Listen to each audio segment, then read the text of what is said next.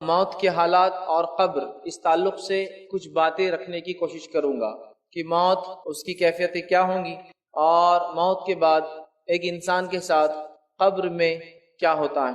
اللہ رب العزت نے موت اور اس کا تذکرہ اپنی کتاب میں، نبی اکرم صلی اللہ علیہ وسلم نے احادیث کے اندر، اقوال صحابہ اور تابعین تبع تابعین بکثرت موت کے تعلق سے ہمیں تذکرے ملتے ہیں، چونکہ موت ایک ایسی حقیقت ہے جس سے دنیا کے کسی انسان کو، چاہے کسی مذہب، رنگ اور نسل اور دین اور فرقے کو ماننے والا ہو، یہ ایک ایسی متفق چیز ہے، یہ ایک ایسی چیز ہے جس پر سارے کے سارے اتفاق رکھتے ہیں، یونائٹڈ ہے کہ موت آنی ہے، چاہے وہ کسی مذہب، کسی دھرم، کسی پنتھ، کسی فرقے یا کسی رنگ اور نسل سے تعلق رکھتا ہو۔ ایسا آپ کو کبھی سننے میں نہیں آئے گا کہ یہ لوگ موت پر اعتماد نہیں کرتے یا موت پر بھروسہ نہیں کرتے یا موت کا ان کے پاس کوئی تصور نہیں ہے یا موت کا معاملہ نہیں ہے۔ اس چیز میں اختلاف ملے گا کہ رب ایک ہے، دو ہے، تین ہے یا سینکڑوں ہیں۔ اس چیز میں بھی اختلاف ملے گا کہ فلاں انبیاء ہے یا نہیں ہے، اس میں اختلاف۔ اس چیز میں اختلاف ملے گا کہ نیکی اور بدی کیا ہے، حرام اور حلال کیا ہے، لیکن اس چیز میں کسی کو اختلاف نہیں ہے، موت ایک اٹل حقیقت ہے اور انسان کو اس مرحلے سے گزرنا ہے، اس لیے کہ جو ذی نفس ہوتا ہے، پیدا ہوتا ہے، اس کو اس کی نفس پھر ختم ہوتی ہے، وہ خاتمے کو موت کہا جاتا ہے عربی زبان کے اندر۔ مرنا جس کو کہیں گے عام زبان میں اردو زبان میں جس طرح ہم کہتے ہیں، یا مرتیو کہتے ہیں کہ انسان مر جاتا ہے، ختم ہو جاتا ہے، فنا ہو جاتا ہے، تو جو پیدا ہوا اسے ختم ہونا ہے، اس چیز پر سبھی کا جو اتفاق ہے۔ اسلام ایک ایسا عالمی دین ہے جس نے انسانوں کے تمام سوالات کے جواب دیے۔ یہ وہ دین ہے جو انسانوں کو تعلیم دیتا ہے کہ تم دنیا میں کیوں آئے ہو، یہ وہ دین ہے جو یہ تعلیم دیتا ہے کہ تمہیں کیا کرنا ہے اس دنیا میں، یہ وہ دین ہے جو یہ بتاتا ہے کہ تم مرنے کے بعد کہاں جانے والے ہو، اور یہ وہ دین ہے جو بتاتا ہے کہ مرنے کے بعد تمہارے ساتھ کیا ہونے والا دوبارہ اٹھنے کے بعد، یہ وہ دین ہے بتاتا ہے کہ اچھے کرم، اچھے کام، نیکی کرنے والوں کا کیا انجام ہوگا، یہ وہ دین ہے جو بتاتا ہے کہ برے کرم، سو کرم، برے کام کرنے کا نتیجہ کیا ہوگا، گناہ اور معصیت والے کہاں جائیں گے اور کیا سلوک ہوگا۔ تو گویا اسلام وہ دین ہے جس نے پیدائش سے لے کر موت تک، موت کے بعد اٹھائے جانے کو اور اس کے بعد کے تمام مرحلے کو اپنے ماننے والے کو بتفصیل ڈسکس کیے، بتفصیل بیان کیے کہ اے لوگوں، یہ ہے تمہارا معاملہ، اور اس کی ساری تعلیمات، اس کا سارا جو کچھ اس نے کہا ہے، یہ ساری انسانیت کے لیے۔ اسلام کوئی ایک ایسا دین یا مذہب نہیں ہے جو کسی مذہب یا جاتی یا رنگ یا نسل یا قوم کے لیے آیا ہے، یہ وہ دین ہے جو ساری انسانیت کے لیے آیا ہے۔ اور تین اہم سوال جس کو انسان بار بار اٹھاتے رہے ہیں اور آج بھی یہ سوال انسان کو چبھتے ہیں، اس کا جواب اس سے نہیں مل پاتا، اسلام نے ان سوالات کے مفصل جواب دیے۔ پہلا سوال، ہم کہاں سے آئے ہیں؟ دوسرا سوال، ہم کیوں آئے ہیں اس دنیا کے اندر، کیا مقصد ہے؟ تیسرا سوال، اس دنیا کے بعد کیا ہونے والا ہے آخر؟ کیا ہم مر کھپ جائیں گے اور مٹی بن جائیں گے؟ کیا ہمارے کرموں کے حساب سے ہم دوبارہ اٹھائے جائیں گے یا نہیں اٹھائے جائیں گے؟ کیا ہونے والا ہے؟ یا پھر سب اٹھ کے سیدھے جنت میں، سورگ میں چلے جائیں گے، یا نرک جیسی یا جہنم جیسی کوئی چیز بھی ہے جس میں گناہگار اور سزا یافتہ لوگوں کو سزا ملے گی؟ تو اسلام کلیئر کٹ بہت ہی واضح انداز میں جواب دیتا ہے، ہم اللہ رب العزت کی طرف سے دنیا میں بھیجے گئے ہیں۔ تو ہم کہاں سے آئے ہیں؟ ہم جنت سے نکلے ہیں، آدم ہمارے باپ جنت میں بنائے گئے تھے، ہم وہاں سے نکلے، تو ہم جنت سے آئے ہیں۔ اس دنیا میں کیوں آئے ہیں؟ سورہ زاریات سورہ نمبر 51 آیت نمبر 56، وما خلقت الجن والانس الا لیعبدون، تمہیں ہم نے دنیا میں جن اور انس کو اس لیے بھیجا تاکہ تم لوگ ہماری عبادت کر کے آؤ۔ تو اللہ نے مجھے اور آپ کو اور سارے مانووں کو اور سارے انسانوں کو اس لیے بنایا صرف اور صرف کہ وہ ایک اللہ کی پرستش، عبادت، پوجا اور اسی کی بات کو مانے اور اسی کے طریقے پر چلے، یہ دنیا میں آنے کا مقصد ہے۔ اور اس کے بعد کیا ہونے والا ہے، ہم کہاں جائیں گے؟ تو اسلام نے clear cut open guidelines دیے کہ تم مرنے والے ہو، اور یہ آنکھ بند ہونے کے بعد، یہ دنیا سے اٹھنے کے بعد تم ختم نہیں ہونے والے ہو اے انسانوں۔ اس کے بعد ایک لا تعداد اتنی لمبی زندگی جس کو ڈیفائن نہیں کیا سکتا، اس کو قرآن نے خلد کہا، ہمیشہ ہمیشہ ہمیشہ ہمیشہ چلنے والی ایک زندگی، جس کا ایک ایک دن،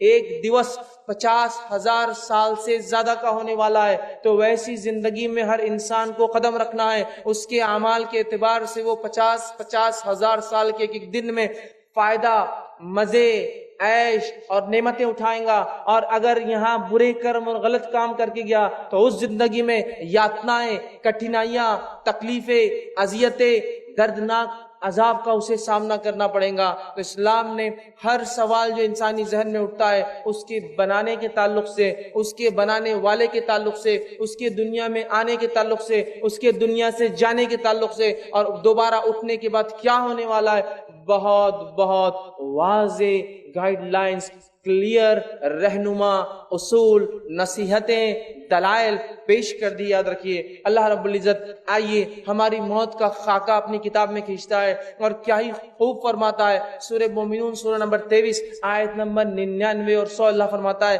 حتی اذا جاء احدهم الموت قال رب ارجعوا لعلی اعمل صالحا فیما ترک، جب تم میں سے کسی کے پاس موت آتی ہے، موت کی گھڑی آتی ہے، اس کے فرشتے حاضر ہو جاتے ہیں، چاہے وہ موت اپنے بستر پر آئے، چاہے وہ موت انسان کو کھڑے سے آئے، چاہے وہ موت ڈوب کر یا جل کر آئے، چاہے وہ موت کسی چیز میں دب کر یا ایکسیڈنٹ کے ذریعے آئے، چاہے وہ موت قتل کے ذریعے آئے، چاہے انسان خودکشی کر کے اپنے آپ کو قتل کر لے، موت کے فرشتے جب آتے ہیں گناہگار، فاسق، کافر اور اسی طرح جو ہے منافق کے پاس، تو وہ کہتا ہے حتی اذا جاء احدهم الموت قال رب ارجعوا، تو انسان کہتا ہے ان آنے والے فرشتوں سے اے فرشتوں میرے رب سے جا کر گزارش کرو، رب ارجعوا، مجھے واپس لوٹنے کی تھوڑی ڈھیل اور مہلت اور تھوڑا سا ایک پیریڈ، ایک انٹرول، چھوٹا سا مجھے ایک وقفہ دیا جائے، لعلی اعمل صالحا فیما ترک، تاکہ میں دنیا میں جو نیکیاں چھوڑ آیا تھا جا کر واپس کر لوں۔ اگر آستھاوان نہ تھا، ایمان والا نہ تھا، تو آستھا لالوں، ایمان لالوں ایک ستیہ ایشور ہمارے بنانے والے پر، اور اگر گناہگار تھا، ایمان والا تو تھا، تو مہلت مانگیں گا کہ کچھ پنیہ کی اور نیک کام کر کے میں آ جاؤں، تھوڑی سی مجھے ڈھیل اور سہولت اور مہلت دے دی جائے، تو وہ کہیں گا لعلی اعمل صالحا فیما ترک، کہ مجھے تھوڑی سی ڈھیل اور مہلت دی جائے تاکہ نیکیاں جو چھوڑ آیا ہوں پھر کر لوں۔ کلا انہ کلمۃ هو قائلها، رب العزت کی طرف سے وہ فرشتے جواب لے کر آتے ہیں، اے اللہ تیرا بندہ ایک مہلت مانگتا ہے، ڈھیل مانگتا ہے، چھوٹ مانگتا ہے، کیا کیا جائے؟ اللہ جواب دیتا ہے کلا، ہرگز ایسا نہیں ہوگا، انہ کلمۃ هو قائلها، تو دنیا میں عادی تھا اس بات کا، اگلی بار اگلی بار اگلی بار ایک اور چانس، ایک اور مہلت، ایک اور بار مجھے جو موقع دیا جائے۔ کلا انہ کلمۃ هو قائلها، دنیا میں تو عادی تھا صرف یہ بولنے کا کہ ایک اور چانس اور مہلت دیا جائے، اور اللہ فرماتا ہے یہ دوبارہ اب بالکل نہیں پلٹیں گے، نہیں جائیں گے الی یوم یبعثون، دوبارہ اٹھائے جائیں گے، وَمِن وَرَائِهِمْ بَرْزَخٌ الی یوم یبعثون، اور ان کے اور اس دنیا کے بیچ میں ایک آڑ ہے، ایک برزخ ہے، ایک پردہ ہے، ایک ایسی آڑ نہ جو کسی سے ایک دوسرے سے مل سکتا ہے، نہ آ سکتا ہے، نہ وہاں سے کہیں جا سکتا ہے، نہ آپس میں وہ ارواح وہ روحیں ایک دوسرے سے مل سکتی ہے، الی یوم یبعثون، وہ آڑ وہ برزخ دوبارہ اٹھائے جانے تک ہے۔ تو اس سے پہلے کہ کسی کی موت آئے اور یہ ڈھیل، یہ سہولت اور یہ مہلت ہم مانگے جو کہ کسی کو آج تک نہیں دی گئی اور نہ ہی قیامت تک کسی کو ملیں گی، لہٰذا اچھے اعمال کر کے جو وہ فرشتے آئے خوشی خوشی ہم ان کے ساتھ نکل کر چلے جائے، ورنہ وہ فرشتے آ جائیں گے، پھر ہم ڈھیل اور مہلت مانگیں گے، گڑ گڑائیں گے، آہو بکا کریں گے، چیخیں گے اور چلائیں گے، ہم چیخیں گے اور چلائیں گے، لیکن سارے لوگ موت اور میت ہے کہہ کر سمجھ نہیں پائیں گے، لیکن وہ میت وہ مرنے والا خوب گڑ گڑائیں گا، آہو بکا کریں گا۔ اللہ رب العزت نے اس بات کو سورہ قاف سورہ نمبر 50 آیت نمبر 19 میں یوں دہرا فرمایا وَجَاءَتْ سَكْرَةُ الْمَوْتِ بِالْحَقِّ، اور موت کی سکرات، موت کی سختیاں حق کو لے کر آ پہنچی ہے۔ اب غائب کے دروازے کھل چکے ہیں، فرشتے نظر آنے لگے ہیں اور غائب کی دنیا دکھ رہی ہے، فرشتے اپنی جماعت کے ساتھ آئے ہیں، ملک الموت اس روح کو لینے آئے ہیں، جیسے اس کے اعمال ہوں گے ملک الموت اپنا چہرہ اور ساتھ لانے والے اپنے ساتھیوں کے چہرے خوشنما اور بدنما اس کے اعتبار سے آئیں گے، اور آ کر اس شخص کی سخت گرفت کریں گے، پکڑیں گے، اور اس کے اعمال کے اعتبار سے وہیں سے اس کو سزا یا جزا کا ایک مرحلہ شروع ہو جائے گا کہ جو ہے کافر تھا وہیں سے مار پیٹ، اور قرآن کہتا ہے تھپڑ رسید کریں گے فرشتے اس کو، اس کے پیٹ پر، اس کے چہروں اور گالوں کے اوپر، اور وہیں نیکوکار ہوں گا، اس کو خوشخبریاں سنائی جائیں گی، اس کی روح مچلیں گی کہ کاش میں جلدی نکل جاؤں، اس لیے کہ فرشتے جو خوشخبری سنا رہے ہیں وہ میرے لیے ہے، اور میرے رب نے میرے لیے اتنی ساری نعمتیں اٹھا رکھی ہے، وہ نکلنے کو بہرحال تڑپیں گا۔ تو یاد رکھیے موت کی سختیاں حق کو لے کر آ پہنچی. قرآن کہہ رہا ہے وجات سکرت موت بالحق، موت کی سکرات نزع کی کیفیت حق کو لے کر آ گئی اور حق اس کے سامنے واضح ہو جاتا ہے. انسان جو دنیا میں جیتا ہے اور شروعات سے لے کر خاتمے 4 مرحلے میں زندگی کو گزارتا ہے. پہلا مرحلہ عالم ارواح، جب پیدائش سے پہلے میں جہاں تھا اور آپ جہاں تھے. دوسرا مرحلہ یہ دنیا کی زندگی جس میں اور آپ گزر رہے ہیں اور جتنے مجھے سن رہے ہیں اور جتنے انسان ابھی زندہ ہیں گزر رہے ہیں. تیسرا مرحلہ موت کے بعد وہ نیچے جو قبر کے اندر یا جہاں کہیں جانور نے کھایا ہو جلا کر راکھ بنا کے اڑا دیا گیا ہو، پانی کے ذریعے بہا دیا گیا ہو یا آنکھ کے اندر کرنٹ دے کر اسے ختم کر کے مٹی بنا دیا گیا ہو، وہ زندگی، وہ ایک اور زندگی، تیسرا اسٹیج. پھر اس زندگی کے بعد چوتھا مرحلہ ہے انسان پھر اٹھائے جائیں گے اور اس کے بعد اعمال کے اعتبار سے جنت یا جہنم میں جائیں گے. تو زندگی کے 4 مرحلے ہیں. عالم ارواح پیدائش سے پہلے یہ زندگی جس سے میں اور آپ گزر رہے ہیں، وہ زندگی جو موت کے بعد اس گڑھے اور قبر کے اندر اور برزخ میں آئیں گی. اور چوتھی وہ زندگی جو دوبارہ ہم سب انسان آدم کی اولاد جو ہے، ایک ماں باپ کی جو اولاد ہے، سب اٹھائے جائیں گے، اچھے اور برے، کارے اور گورے، اونچے اور نیچے، اور سب کے ساتھ اللہ رب العزت فیصلہ کریں گا، انصاف کریں گا. ذرہ برابر بھی کسی کے ساتھ نا انصافی نہ ہوں گی. 4 زندگیوں کے مرحلے ہوتے ہیں، اس سے مجھے اور آپ سب کو گزرنا ہے. اور موت زندگی کا سب سے خطرناک، سب سے ہولناک، سب سے سخت مرحلہ ہے جس سے انسان گزرتا ہے. یہ پیدائش کے مرحلوں سے بھی کئی درجے زیادہ سخت جو ہے ایک مرحلہ ہے، اور اتنا سخت مرحلہ ہے کہ جس کی کوئی حد نہیں. یاد رکھیے، اور موت ایک ایسی حقیقت ہے جس سے کسی کو انکار نہیں. اللہ رب العزت نے سورہ آل عمران سورہ نمبر 3 آیت میں 125 میں فرمایا کل نفس ذائقۃ الموت، ہر نفس کو، جو بھی نفس ہے اسے موت کا مزہ ایک نہ ایک دن چکنا ہے، اور لوٹ کر ہم سب کو اپنے رب کے پاس جانا ہے. اور موت کی تکلیف کیا ہوتی ہے اس کو ٹھیک بتانا ناممکن ہے. یاد رکھیے، اس لیے کہ مرنے والا اٹھ کر یہ نہیں بتاتا کہ اسے کیا تکلیف ہوئی. ہاں، لیکن کچھ باتیں اللہ کی کتاب اور اس کے رسول صلی اللہ علیہ وسلم نے سنت نے بتائی ہے، ان باتوں کو ہم جان سکتے ہیں، لیکن حقیقی کیفیت تو وہی انسان ہے جو اس سے گزرتا ہے. اور یاد رکھیے، موت وہ مرحلہ ہے جس سے کوئی مستثنا ایکسپشنل نہیں ہے، سب کو اس سے گزرنا ہے. چاہے کسی مذہب اور کسی دین، کسی ملت اور کسی قوم کا وہ رہنے والا تھا، تو اس سے گزرنا ہے. تو ٹھیک بتانا ناممکن ہے. لیکن اللہ رب العزت نے جو موت کی سختی اپنی کتاب میں، نبی اکرم صلی اللہ علیہ وسلم نے موت کی سختی جو کتاب میں بتائی ہے، اس میں سے ایک بات سورہ قیامہ سورہ نمبر 75 آیت نمبر 24 سے لے کر 35 میں اللہ فرماتا ہے. اور خاص طور سے گنہگار انسان کے لیے، ویسے نیکوکار کے لیے بھی بہت ساری باتیں ہیں، لیکن گنہگار انسان کے لیے اللہ فرماتا اور کہتا ہے وَوُجُوهٍ يَوْمَئِذٍ بَاسِرَةٌ، اور اللہ فرماتا ہے اور کتنے چہرے اس دن اداس ہوں گے، کتنے چہرے اس دن اداس ہوں گے. پھر فرمایا تَظَنُّ أَن يَفْعَلَ بِهَا فاقرہ، سمجھتے ہوں گے کہ ان کے ساتھ اب کمر توڑ معاملہ، بہت سخت معاملہ ہونے والا ہے. کَلَّا إِذَا بَلَغَتِ التَّرَاقِ، اور جان جب حلق میں آ کر پھنستی ہے، اور ہر مرنے والا جب مرتا ہے تو اس کی آخری آواز جو نکلتی حلق سے، تو جان تب اس کے منہ کے ذریعے نکل کر چلی جاتی ہے. آپ سب فرماتے تب اس کی نگاہیں اس نکلتی ہوئی جان کو اپنے دیکھتی ہے. اسی لیے فرمایا جب کوئی مر جائے تو آنکھیں بند کر دو، چونکہ اس کی نگاہ اس کی طرف بڑھتی ہے. تو پیروں سے نکلنا شروع ہوتی ہے انسان کی جان، اور وہ آخری آواز جو گلے سے نکلتی اس کی تفصیلات ہے کَلَّا إِذَا بَلَغَتِ التَّرَاقِ، اور جان جب جانکنی گلے میں آ کے اٹک جاتی ہے. وَقِيلَ مَنْ راق، اور لوگ کہتے ہیں جو آس پاس بیٹھے ہیں، کیا کوئی ہے ڈاکٹر، کیا کوئی ہے طبیب، کیا کوئی ہے جھاڑ پھونک کرنے والا، کیا کوئی ہے جو اس کو اس کیفیت سے آج بچا سکتا ہے، لاؤ اسے بلاؤ. تو اللہ فرماتا ہے وَظَنَّ أَنَّهُ الْفِرَاقُ، اور آگے فرماتا اور کہتا ہے آدمی جان لیں گا کہ یہ اس کی جدائی کا وقت ہے،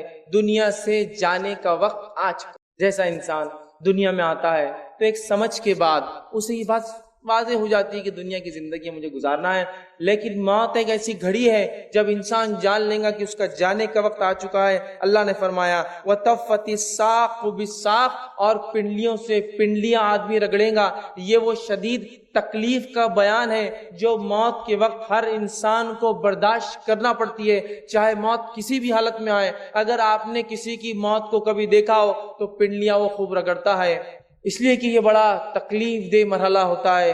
تو جب گلے تک جو ہے آواز آ جاتی ہے اور لوگ چلاتے ہیں آس پاس والے، کوئی ہے آؤ دیکھو بلاؤ علاج کرو، اور جب پنڈلیوں سے پنڈلیاں رگڑتی ہیں، الی ربک یومئذ المساق، اور آج تیرے رب کی طرف چلنے کا وقت آ گیا، فرشتے بولتے اب کوئی فائدہ نہیں، کوئی طبیب، کوئی معالج، کوئی ڈاکٹر، کوئی جھاڑپو، کچھ نہیں، اب تمہارے رب کے پاس لوٹنے کا تمہارا وقت ہے۔ فلا صدق ولا صلی، نہ تو نے دنیا میں صدقات کی نہ نماز قائم کی، ولکن کذب وتولی، یہ گناہگار انسان کے تعلق سے بات ہو رہی ہے، اور تو نے نہ صدقات دیا نہ نماز قائم کی، ولکن کذب وتولی، اور تیرے سامنے انبیاء نے آ کر باتیں رکھی، تیرے سامنے آ کر اس کے صحابہ نے، تابعین اور نیک لوگوں نے باتیں سنائی، واعظ اور نصیحت کی، لیکن تو نے کیا کیا؟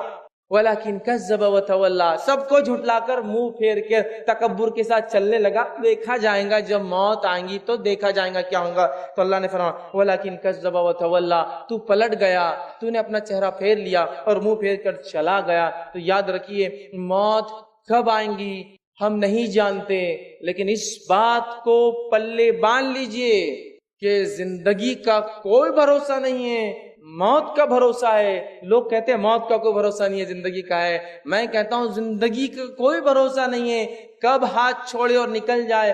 ہاں موت یقینی ہے، جیلے جتنا جینا ہے، 1000 سال، 10,000 سال، 1,00,000 سال، 10,00,000 سال، لیکن الٹیمیٹلی تیرا ڈیسٹینیشن تجھے واپس آنا ہے۔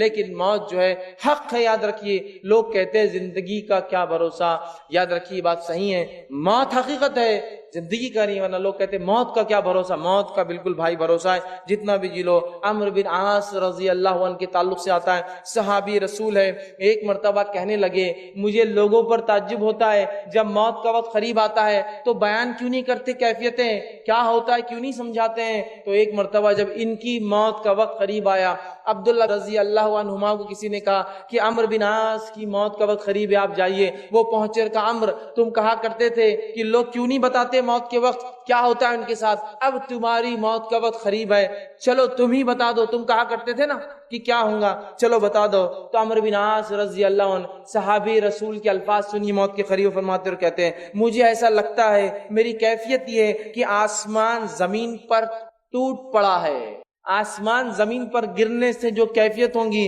تو میری تکلیف ایسی ہے جیسے آسمان زمین پر ٹوٹ پڑا ہے، میں اس کے بیچ میں زمین اور آسمان کے پس رہا ہوں، یہ میری تکلیف ہے، اور میری گردن پہ لگتا ہے کسی نے پہاڑ رکھ دیا ہے، اس شدید تکلیف میری گردن میں پہاڑ رکھا ہوا ہے، اور جو ہے میرے پیٹ میں لگتا ہے کسی نے کھجور کے کانٹے بھر دیے جو بہت لمبے اور سخت ہوتے ہیں، اور ایسا لگتا ہے میری سانس سوئی کے ناکے، سوئی کا سوراخ ہوتا ہے نا، ایسا لگتا ہے سانس لینے میں اتنی شدید تکلیف ہے جیسا سوئی کے ناکے سے ہوا آ رہی ہے اور جا رہی ہے۔ شداد بن اوس رضی اللہ عنہ یہ ایک صحابی رسول تھے، یہ موت کی کیفیت کو فرمایا کرتے تھے اور کہتے تھے کہ موت کا لمحہ دنیا اور آخرت کی تمام ہولناکیوں سے زیادہ خطرناک ہے، موت کا لمحہ دنیا اور آخرت کی تمام ہولناکیوں سے زیادہ خطرناک ہے، اور فرمایا کرتے تھے کہ اس کی ہولناکی ایسی ہے کہ یہ آروں کے چیرنے سے زیادہ سخت ہے۔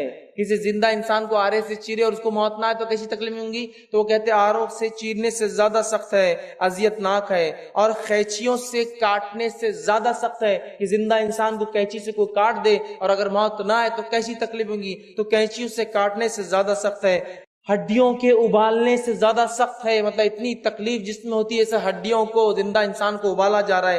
آگے کہتے ہیں اگر مردہ اٹھ کر موت کی سختیاں بیان کر دے تو تم لوگ نیند اور چین چھوڑ دو گے اور آرام نہیں کرو گے، صرف اچھے اعمال میں لگ جاؤ گے تاکہ آخرت بن جائے۔ اسی طرح ہم دیکھتے ہیں خود نبی اکرم صلی اللہ علیہ وسلم جب آپ کی وفات کا وقت قریب آیا، جب آپ کے انتقال کا وقت قریب آیا، یہ انسانوں میں سب سے نیک انسان تھے جس کو دنیا نے کبھی دیکھا ہے اور دیکھیں گی۔ یاد رکھیے نبی اکرم صلی اللہ علیہ وسلم چونکہ وفات سے، انتقال سے کوئی مستثنا نہیں ہے۔ آدم علیہ السلام آئے تو دنیا سے چلے گئے، نوح آئے تو وہ بھی چلے گئے، ابراہیم آئے تو وہ بھی جانے کے لیے چلے گئے، موسیٰ بھی آئے تو چلے گئے، عیسیٰ علیہ السلام اٹھا لیے گئے لیکن آئیں گے، چونکہ موت ضروری ہے، پھر اپنی زندگی 40 سالہ گزار کے موت اور وفات پھر پا کے جائیں گے۔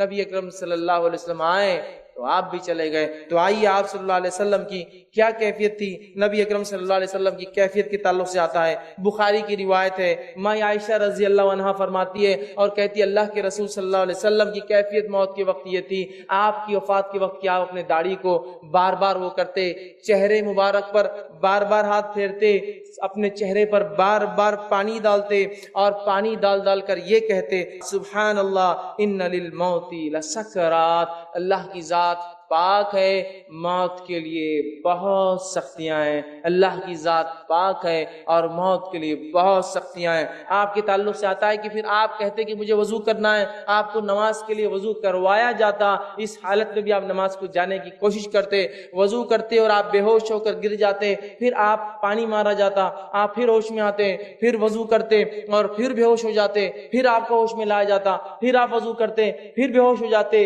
اور اسی کیفیت میں اپنے چہرے پر آپ ہاتھ پھیرتے، داڑھی پر ہاتھ پھیرتے، پانی مارتے اور کہتے سبحان اللہ، اللہ کی ذات پاک ہے۔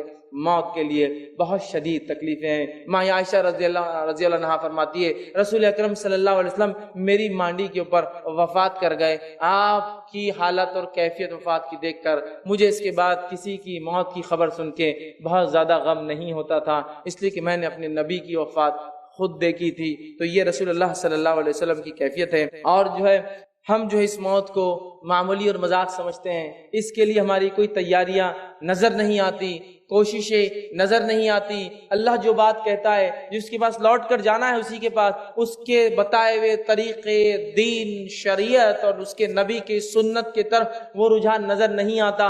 ہمارے چہرے، ہمارے لباس، ہمارے معاملات، ہماری تجارتیں، ہمارے شادی بیاہ، ہماری تمام چیزوں سے ایسا نہیں لگتا کہ کبھی مجھے اور آپ کو مرنا ہے۔ لیکن میرے بھائی یاد رکھو، پچھلے رمضان بھی ہم لوگ جمع ہوئے تھے، پچھلے رمضان کئی لوگ تھے جو اس مجمع میں آتے تھے اور لائیو کانفرنس کو سنتے تھے۔ آج ان میں سے خود آپ گواہی دے سکتے ہیں کئی لوگ موجود نہیں ہیں، اور اگلے رمضان شاید بہت سارے لوگ خود مقرر اور سننے والوں میں سے کئی لوگ دنیا سے چلے جائے، اس لیے کہ آئے ہیں تو واپس تو جانا ہے۔ اس کی تیاری جانے سے پہلے مجھے اور آپ کو کرنی ہے، یاد رکھیے۔ لیکن موت کی وہ تیاری نظر نہیں آتی جس کے تعلق سے انبیاء علیہ الصلوۃ والسلام بھی ڈرتے تھے۔ اصحاب رسول کی کیفیت یہ تھی کہ موت کے تذکرے آتے تو کبھی بے ہوش ہو جاتے، کبھی جو ہے ہوا سمجھتے آپ، سینسز کھو جاتے، ان کے آؤٹ آف سینس ہو جاتے کہ کیا تذکرہ چل رہا ہے، اس لیے کہ انہیں ڈر ہوتا کہ یہ امتحان ہے، یہ ایک سخت گھڑی ہے اور اعمال کے اعتبار سے اس کے اندر فیصلے ہونے والے ہیں۔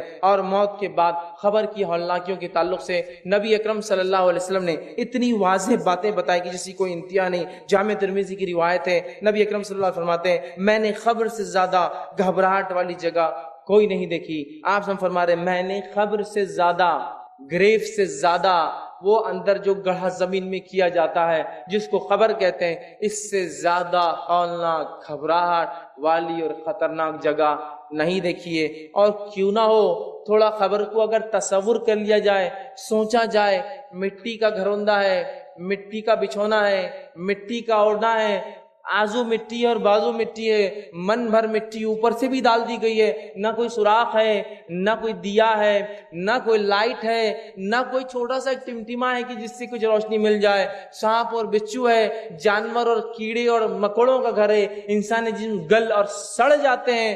لیکن یاد رکھیے اللہ رب العزت دوبارہ اٹھا کر عالم برزخ میں اپنی قدرت سے ان کو ان کے اعمال کے اعتبار سے گرفت کرتا ہے۔ اور خبر ایک بہت ہی سخت جگہ ہے، اور اسی خبر کے فتنے سے نبی اکرم صلی اللہ علیہ وسلم پناہ مانگتے۔ مسند احمد کی روایت ہے آپ صلی اللہ علیہ وسلم دعائیں سکھلاتے تھے کہ کیا دعائیں کرنا ہے کہ ہم قبر میں آزمائے نہ جائیں، کہ ہمیں قبر کے عذاب سے بچا لیا جائے، ہمیں قبر کی سختیوں سے جو ہے بچا لیا جائے۔ اسی طرح ہم دیکھتے ہیں سنن نسائی کی روایت ہے، رسول اللہ صلی اللہ علیہ وسلم فرماتے ہیں، غور سے سنیے روایت کا، فرماتے ہیں کہ تم لوگ فتنے قبر میں دجال سے بھی زیادہ جو ہے آزمائے جاؤں گے، تم لوگ فتنے قبر میں دجال سے بھی زیادہ۔ دجال کا فتنہ جب سے دنیا بنی ہے تو ختم ہونے تک دجال کا فتنہ سب سے بڑا فتنہ ہے۔ اس کی فتنے کی شدت یہ ہے کہ آدم علیہ السلام نے اس کے تعلق سے اپنی قوم کو ڈرایا، نوح علیہ السلام نے اپنی قوم کو نصیحت کی اور واعظ کیا، جبکہ یہ آنے والا ہے امت محمدیہ کے اندر، لیکن پہلے نبی اور پہلے رسول نے اس سے ڈرایا تو کہا تم قبر میں دجال کے فتنوں سے زیادہ جو ہے آزمائے جاؤں گے۔ اس بات کو سن کر صحابہ زار و قطار رونے لگے کہ کیا اتنی سخت آزمائش ہماری قبروں میں ہونے والی ہے؟ تو آپ نے کہا تمہاری اتنی آزمائش ہوگی۔ جامع ترمذی کی روایت ہے، عثمان بن عفان رضی اللہ عنہ کے تعلق سے آتا ہے کہ جب آپ قبر کے پاس سے گزرتے یا قبرستان جاتے، قبر کے پاس جاتے تاکہ عبرت حاصل ہو، تو آپ کی کیفیت یہ ہوتی کہ اتنا روتے کہ آپ کی داڑھی جو بہت گھنی تھی آنسوؤں سے بھر جاتی، اور کہا کرتے تھے کہ یہ منزل جس کے لیے آسان ہو گئی باقی ساری منزلیں اس کے لیے آسان ہیں، اور جس کے لیے اس منزل میں سختی اور پکڑ ہو گئی باقی سارے مرحلے پہلے سور سے لے کر قیامت تک اور اس کے بعد جو ہے حشر اور آخرت تک، اس کے لیے حساب و کتاب تک سارے مرحلے اس کے لیے بہت مشکل ہے۔ بحقی کی روایت ہے، عمر بن خطاب رضی اللہ عنہ جو کہ بہت سخت جان اور ایک قوی ہیکل مضبوط قسم کے جسامت والے انسان تھے، اس صحابی کے تعلق سے خلیفہ رسول تھے، جو ہے دوسرے جو ہے خلیفہ تھے، اور اس کے ساتھ ساتھ آپ کے کئی فضائل ہیں۔ آپ کے تعلق سے آتا ہے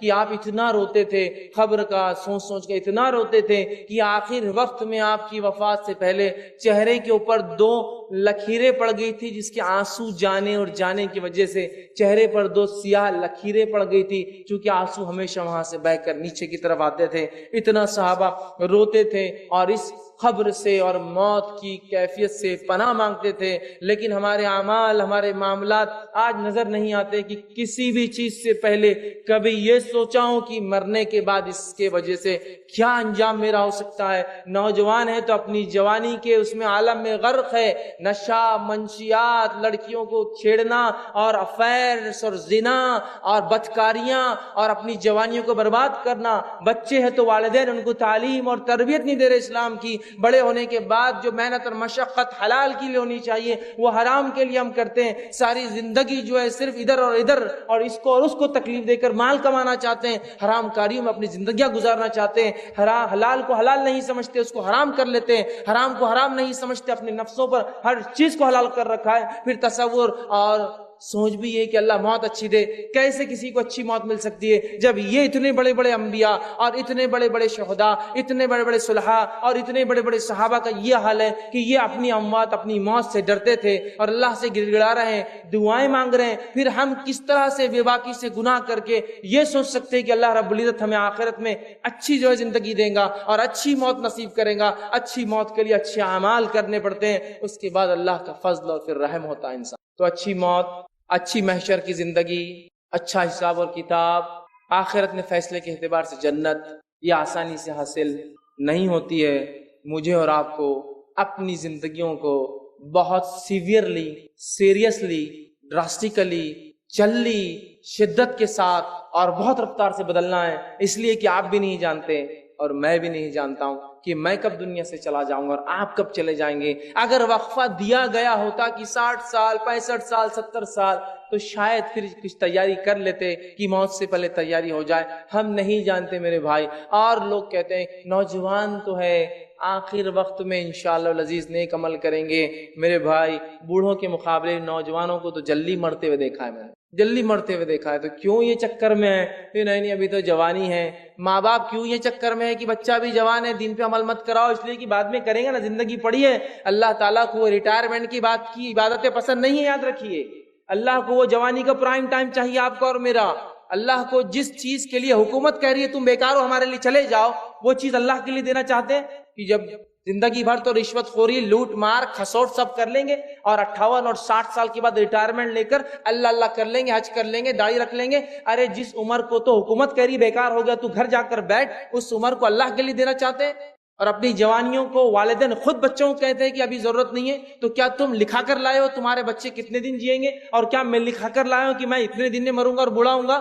ہمیں اپنی زندگیوں کو بہت جلدی تبدیل کرنا ہے، اس سے پہلے کہ موت کا شکنجہ کھس لیا جائے، فرشتوں کو آرڈر اور حکم دے دیا جائے، پھر اس کے بعد ہم کہیں حتی اذا جاء احد الموت قال رب ارجعون، اے اللہ تھوڑی سی مہلت دی جائے، واپس ریٹرن لوٹنا ہے، نیک کام کرنا ہے، لعلی اعمل صالحا فیما ترک، جو نیکیاں تیرے نبی بتا کر گئے تھے، تیرے دین و شریعت نہیں بتائی تھی، میں کر کے آؤں۔ نہیں ملنے والا یہ موقع یاد رکھیے، نہیں ملے گا۔ اور انسان کی فطرت ہے، اسے کہا جائے نماز اگلے جمعے سے دیندار بنو، اگلے رمضان سے اچھا پڑھو، اگلے سیمسٹر سیمسٹر سے فلاں کام، اگلی فصل سے اچھا بزنس کرو، اگلے سیزن سے اگلا موقع چاہیے. اللہ کہتا کلا، نہیں ملنے والا تجھے اگلا موقع، چونکہ تیری فطرت ہے اگلا موقع چاہیے اور تو کرتا نہیں ہے اعمال. لہٰذا اپنی زندگیوں کو بہت جلدی تبدیل کرنا ہے. میں اور آپ نہیں جانتے کیا حال ہونے والا ہے. ابن ماجہ کی روایت ہے، ابو ذر غفاری رضی اللہ عنہ فرمایا کرتے تھے جب برزخ اور موت کی کیفیت اللہ کے رسول صلی اللہ علیہ وسلم بیان کی تو کہنے لگے کاش کہ میں درخت ہوتا، لوگ آتے کاٹتے سکھا کے مجھے جلا دیتے، میں انسان پیدا نہ ہوا ہوتا. اس لیے کہ درخت سے پوچھ نہیں ہونے والی، مجھ سے اللہ رب العزت پوچھ کرنے والا ہے. کتاب الزہد کے اندر ابو ہریرہ رضی اللہ عنہ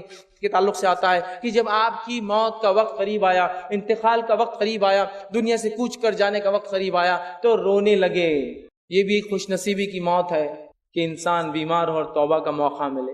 اچانک آنے والی موتوں میں توبہ کا موقع نہیں ملتا. تو بہرحال تو رونے لگے اس موت کی کیفیت میں، اور روتے روتے جو ہے لوگوں نے پوچھا اے ابو ہریرہ کیوں روتے ہو، کیا دنیا سے جانے کا غم ستاتا ہے تمہیں؟ تو کہنے لگے ابو ہریرہ رضی اللہ عنہ کہ کہا دنیا سے جانے کا، چھوڑنے کا غم نہیں ہے، لیکن میرا سفر بہت لمبا ہے، طویل سفر ہے میرا، اور خلیل زاد راہ ہے میرے پاس، توشہ بہت کم تیار کیا ہے، سفر کچھ زیادہ ہی لمبا ہے.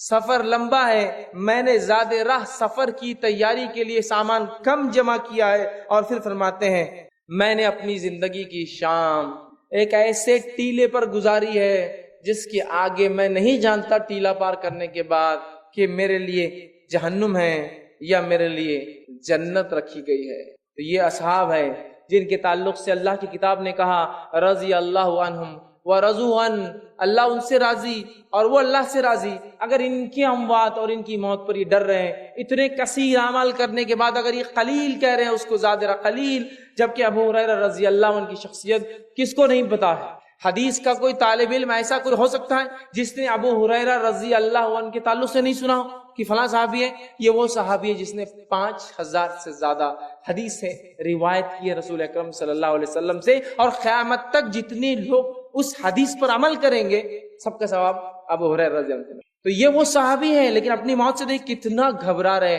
کتنا ڈر رہے.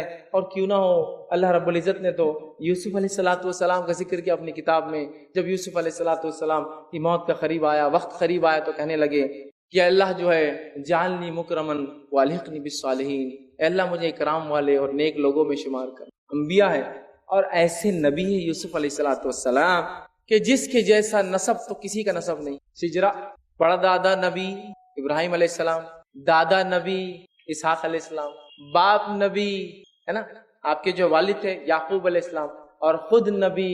اس کے بعد کہہ رہے ہیں کہ اے اللہ جو ہے میرا حساب آسان کرنا اور مجھے جو ہے نیکوکاروں میں شمار کرنا، میرا اچھے لوگوں میں میرا شمار کرنا. تو یہ ہے انبیاء، یہ ہے اصحاب، یہ ان کا ڈر ہے. اور ہمارے اسلاف قبروں سے بہت ڈرتے تھے، قبر کے عذاب اور موت سے ڈرتے تھے. آج لوگ یہ دھڑلے سے کہتے دیکھا جائیں گا مرنے کے بعد، بھائی تو نے میری زمین لے لی، دیکھا جائیں گا مرنے کے بعد، بھائی تو نے میرا پیسہ لے دیا نہیں، دیکھا جائیں گا مرنے کے بعد. میرے بھائی نپٹا لے یہاں، سب ختم کر دے یہاں، دیکھا کچھ بھی نہیں جانے والا ہے، صرف لیا اور لیا جائیں گا اور واپس دیا اور دیا جائیں گا، کچھ دیکھا جائیں گا نہیں. کوئی مہلت، کوئی چھوٹ، کوئی پہچان، کوئی نسب، کوئی خاندان، کوئی رشوت، کوئی سونا، کوئی چاندی، کوئی خوبصورتی، کوئی مالداری، کوئی حسب نسب تیرے کچھ کام نہیں ہے رکھتی برابر. وہاں صرف بدلہ نیکیوں سے چلیں گا. مرنے والا اگر مرنے کی کیفیت ٹھیک ٹھیک بتا دیتا تو شاید ہمیں پتہ چل جاتا، چونکہ مرنے والا بتا نہیں پاتا ہے کیا ہوتا ہے. قرآن حدیث سے میں نے کچھ باتیں جمع کی ہے کہ نیک اور بد کی موت کیسی آتی ہے. یہ روایتیں صحیح بخاری، صحیح مسلم، جامع ترمذی، سنن ابن ماجہ، سنن نسائی اور دیگر کتابوں سے میں نے جمع کی ہے. لیکن ہر روایت میں ایک مخصوص پارٹ اور حصہ آ رہا تھا، تو میں نے وہ سب کو چھوڑ کر، حوالوں کو چھوڑ کر ایک ترتیب دے دی پورے واقعے، ایک سیکوینس بنا دیا. حوالے چاہیے تو بعد میں مجھ سے آپ لے سکتے ہیں، لیکن اگر میں الگ الگ حوالے بتاؤں گا تو پھر وہ ترتیب نہیں جم پائیں گی کہ کیسے، کب اور کیا ہوتا ہے. لہٰذا میں نے سب روایتوں کو ملا کر ایک ترتیب وار واقعہ آپ کے سامنے میں بیان کر رہا ہوں، تاکہ ایک تسلسل کے ساتھ ایک سیکوینس میں سٹوری یا ایک سیکوینس میں واقعہ آپ کے سامنے آ جائے، ورنہ الگ الگ حوالے میرے پاس پورے موجود ہیں. تو آئیے اچھے اور برے کے ساتھ کیا ہوتا ہے اس کی تفصیلات ہم دیکھتے ہیں، تاکہ ہمیں پتہ چل جائے موت کیسی کیفیت اور موت کے بعد کیا ہونے والا ہے. تو آئیے سب سے پہلے نیک انسان سے شروع کرتے ہیں سیدھے ہاتھ والے لوگوں سے شروع کرتے ہیں، جنتی لوگوں سے شروعات کرتے ہیں، اللہ کے انبیاء، صلحاء مطلب صالحین، صدیقین، شہداء اور نیکوکاروں سے شروع کرتے ہیں، ان کی کیفیت کیا ہوں گی نیک لوگوں کی۔ تو سب سے پہلی چیز، جب موت کا وقت آتا ہے تو نیک لوگوں کے پاس فرشتے سورج جیسی روشن شکلیں لے کر آتے ہیں، کبھی ایک، کبھی دو اور کبھی اس سے زائد آتے ہیں، چمکدار روشن شکلیں لے کر آتے ہیں، خوشبودار جو ہے خوشبو کے ساتھ، اور جو اچھے اچھے چہروں والے فرشتے اس کے پاس آتے ہیں، اور اس کے لیے خوشبودار کفن کو ساتھ لاتے ہیں جو ریشم کا بنا ہوا ہوتا ہے، اور وہ کفن خوشبودار کفن لے کر آتے ہیں، اور آنے کے بعد ملک الموت اور دیگر فرشتے اس شخص کو سلام کرتے ہیں، اس کو دعا دیتے ہیں، اور یہی پہلا مرحلہ ہے، وہ سمجھ جاتا ہے کہ میرے لیے رائٹ چیز ہونے والی ہے، چونکہ سلام کیا گیا مجھے، تو سلام کرتے ہیں۔ اس لیے میں بار بار کہتا ہوں لوگوں سے، پہچان ہو تو ایسی ہو کہ فرشتے سلام کرے اور اس کا انتظار وہاں ہو۔ دنیا میں تو بہت پہچان لوگوں کی ہوتی ہے، یہ زیادہ کام نہیں آتی ہے، تو بہرحال اس کو سلام کرتے ہیں، اچھی اچھی شکلوں میں آتے ہیں، اور اس کو اچھے اچھے ناموں سے پکارتے ہیں، جن اچھے اچھے ناموں سے دنیا میں اسے پکارا جاتا تھا کہ فلاں بن فلاں، فلاں بن فلاں، پیارے پیارے جو اس کے اچھے نام، ایک انسان کہیں کے ناموں سے پکارا جاتا ہے، سارے اچھے اچھے ناموں سے اس کو پکاریں گے، اس کو آواز دیں گے، اور اس کو روح نکالنے سے پہلے ملک الموت بشارت دیں گے، اے نیک انسان، تیرے اعمال سے تیرا رب راضی ہوا اور تو جو ہے نکل جا، تیرے رب نے تیرے لیے جنت مقام طے کر دیا ہے۔ جو ہی وہ نیک انسان کی روح اس بات کو سنتی ہے کہ اس کے رب نے اس کے لیے جنت طے کر دی ہے، وہ مچلتی ہے، لپکتی ہے، اور فرشتوں سے کہتی ہے نکالو مجھے، جلدی باہر نکالو، اس لیے کہ میرے رب نے میرے لیے جنت اٹھا رکھی ہے، اور وہ تیزی کے ساتھ باہر نکلتی ہے، اور جب نکلتی ہے تو آپ صلی اللہ علیہ وسلم فرماتے ہیں اس آسانی سے نکل جاتی ہے جیسا ایک تھیلی میں پانی کھول دیا جائے، پانی گر جاتا ہے، اس طرح سے ایزیلی وہ جو ہے روح نکل جاتی ہے، اور نکلنے کے بعد فرشتے جو معطر خوشبودار کفن، دنیا میں تو ہم بہت خوشبو لگاتے ہیں نا، یہ خوشبو اصل ہے جو مرنے کے بعد ملے انسان کو، تو معطر ایک کفن جو ریشمی ہوتا ہے، ریشم کا بنا ہوا ہوتا ہے، لا کر اس کفن میں اس کو لپیٹ دیتے ہیں، لپیٹنے کے بعد اس کا استقبال اور ویلکم ہوتا ہے، اسے لے کر فرشتے پہلی آسمان کی طرف بڑھتے ہیں۔ پہلے آسمان پر جب وہ روح جاتی ہے، اس کی خوشبو سے پہلے آسمان کے لوگ جان لیتے ہیں کوئی نیک روح آ رہی ہے، خوشبو بتا دیتی ہے، اور دروازہ جو ہے آسمان کا کھٹکھٹایا جاتا ہے، پوچھا جاتا ہے کون، تو کہا جاتا ہے فلاں بن فلاں کی روح لائی جا رہی ہے۔ فرشتے کہتے استقبال، خوش آمدید، ویلکم، خیر، بہت خوب آئے، بہت اچھے، دروازے کھول دیے جاتے ہیں۔ پہلے آسمان کے فرشتے مبارکباد دیتے ہیں اس مبارک روح کو کہ تو بہت کامیاب روح رہی، تیرا سکسیسفل مشن رہا دنیا کے اندر، آ جا، ویلکم، سلام کرتے ہیں، اور اس کے ساتھ اس کی محبت میں، چونکہ اس کی خوشبو اور نیک بندہ تھا، اس کو چھوڑنے ان فرشتوں کے ساتھ جو روح نکال کر لائے دوسرے آسمان کے دروازوں تک جاتے ہیں چھوڑنے کے لیے۔ چلو دوسرے آسمان کے دروازے پہ دستک دی جاتی ہے، دوسرے آسمان کے فرشتے بھاپ لیتے ہیں کوئی نیک روح آ چکی ہے، خوشبو سے دروازہ کھول کر سلام ہوتا ہے، ویلکم کیا جاتا ہے، استقبال کیا جاتا ہے، مبارکبادیں دی جاتی ہے کہ تم کامیاب رہے اپنی زندگی کے اندر، آؤ، اور پھر تیسرے آسمان تک سارے لوگ مل کر فرشتے چھوڑنے جاتے ہیں، چھوڑ کر آتے ہیں، مرحلہ 1 2 3 4 5 6 7ویں آسمان تک جاتا ہے، وہ پھر 7ویں آسمان پہ جانے کے بعد اللہ تعالیٰ آواز دیتا ہے اور کہتا ہے، حکم دیتا ہے اور کہتا ہے اسے لے جا کر میرے بندے کو وہیں ڈال دو، اس لیے کہ میں نے اسے مٹی سے پیدا کیا تھا اور دوبارہ اسی سے اٹھانے والا ہوں۔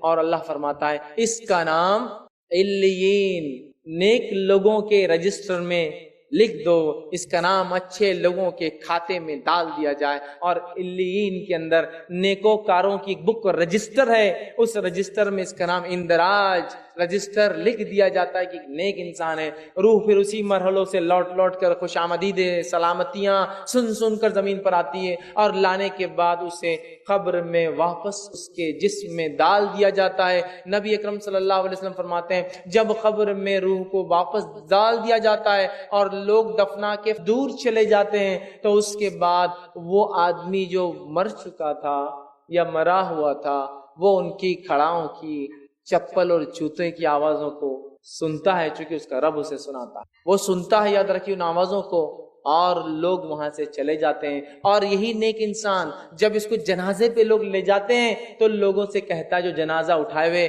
ارے جلدی چلو، اتنے سست رفتار سے کیوں چل رہے ہو، لے کے جاؤ، اس لیے کہ میرے انجام کی خوشخبری سنا دی گئی ہے، مجھے لے کے جاؤ اسپیڈیلی، مجھے ڈالو لے جا کے قبر میں. اور جب قبر میں اسے ڈال دیا جاتا ہے، جسم اس کے روح میں ڈال دی جاتی ہے، اطمینان کے ساتھ اٹھ کر بیٹھ جاتا ہے. اب وہ دو لوگ آتے ہیں جو اللہ کی طرف سے اپوائنٹڈ ہے، جو آ کر سوال کرتے ہیں، دو فرشتے، ایک منکر دوسرا نکیر. نبی اکرم صلی اللہ علیہ وسلم فرماتے ہیں منکر اور نکیر کی کیفیت یہ ہے، کالا اور سیاہ چہرہ ہے دونوں کا، اسی کے ساتھ ساتھ موٹی موٹی لال لال آنکھیں ہوں گی، اور بیل کے سینگوں سے زیادہ بڑے بڑے دانت ہوں گے، اور جب آئیں گے تو زمین کو پھاڑتے ہوئے آئیں گے، سیدھے نازل نہیں ہوں گے، زمین کو کاٹتے ہوئے اپنے دانتوں سے چیرتے ہوئے آئیں گے قبر میں، اور آواز بجلی سے زیادہ تیز گرجدار آواز میں بات کرتے ہوں گے. اور آ کر جو ہے اس روح سے جو نیک تھی، چاہے بد ہو یا نیک ہو، ان کا رویہ دونوں کے ساتھ سخت ہوتا ہے، آ کر بجلی جیسی کڑکتی ہوئی آواز میں پوچھتے ہیں من رب کا، تیرا رب کون تھا. دوسرا سوال کرتے ہیں من نبی کا، تیرا نبی کون تھا. تیسرا سوال کرتے ہیں ما دینو کا، تیرا دین کیا تھا. تین سوال کریں گے. سوال دکھنے میں بہت چھوٹے ہیں، جواب بھی معلوم ہے، اللہ، محمد صلی اللہ علیہ وسلم، اسلام. لیکن کیا آپ کو لگتا ہے یہ تین اتنے آسان جواب منہ سے یوں ہی نکل جائیں گے؟ نہیں نکلیں گے بھائی. کیوں نہیں نکلیں گے؟ برے آدمی کا جب لوں گا تفصیلات ڈسکس تو وہ جواب دیں گا اطمینان کے ساتھ. سوالات کے مرحلے میں دکھائی دیں گا سورج ڈوبتے ہوئے نیک انسان کو، سورج غروب ہوتے ہوئے دکھایا جائے گا. یہ سب غائب کی بات ہو رہی ہے. تو وہ کہیں گا فرشتوں سے فرشتوں ان کے نکیر رک جاؤ، عصر کی نماز کا وقت ختم ہو رہا ہے، مجھے پڑھنے دو. تو منکر نکیر کہیں گے خبر نماز کی جگہ نہیں. پھر اسے یاد آئے گا میں تو مر چکا ہوں، لیکن وہ زندگی میں عادی تھا نا نمازوں کا، تو اس لیے اس کو خبر میں بھی نماز یاد رہے. فرشتے کہیں گے یہ خبر ہے، یہ دنیا نہیں ہے، اس میں اعمال نہیں ہے. تب وہ کہیں گے ہاں کنٹینیو کرو اگلے کوشچنز تمہارے. اور فرشتے تین سوالات کریں گے. تین سوالات کرنے کے بعد فرشتے اسے کہیں گے آرام سے لیٹ جاؤ، آرام سے لیٹ جاؤ. جواب دے دیا. اور پھر ایک کھڑکی کھولی جائیں گی اور اسے جہنم دکھائی جائیں گی، اور فرشتے کہیں گے یہ وہ چیز تھی جس سے تیرے رب نے تجھے بچا لیا. وہ شکر ادا کریں گا اپنے رب کا. اور پھر ایک کھڑکی اور کھولی جائیں گی جس میں اس کو جنت میں اس کا مقام دکھایا جائے گا.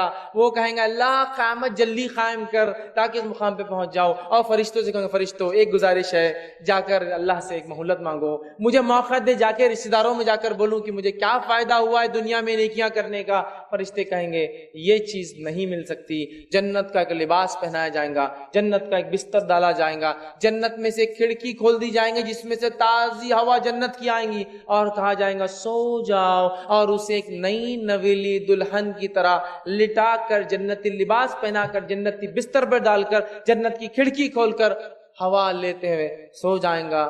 اب یہ روز قیامت ہی اٹھنے والا ہے. اس کے بعد جب وہ لیٹ جائیں گا اپنی خبر میں تو ایک شخص وہاں آئیں گا، اور وہ شخص بہت ہی انتہائی خوبصورت چہرے والا ہوں گا، اور آ کر سلام کریں گا. یہ پوچھیں گا تم کون ہو، کون ہو تم جو خبر میں آ گئے؟ وہ کہیں گا میں تیرے نیک اعمال ہوں، میں تیرے نیک اعمال ہوں جس کا بدلہ تجھے ابھی سے مل رہا ہے. جنت کا لباس، جنت کا بستر، کھڑکی کھلی ہے. اور اس کی نظر جہاں تک جاتی ہے اس کی خبر کو ایکسپانڈ پھیلا دیا جائے گا. ایک روایت میں 70 ہاتھ، ایک روایت کے اندر 35 ہاتھ، ایک روایت میں جہاں تک اس کی ویژن ہوں گا، آنکھیں جائیں گی، نظریں، خبر وسیع کر دی جائیں گی.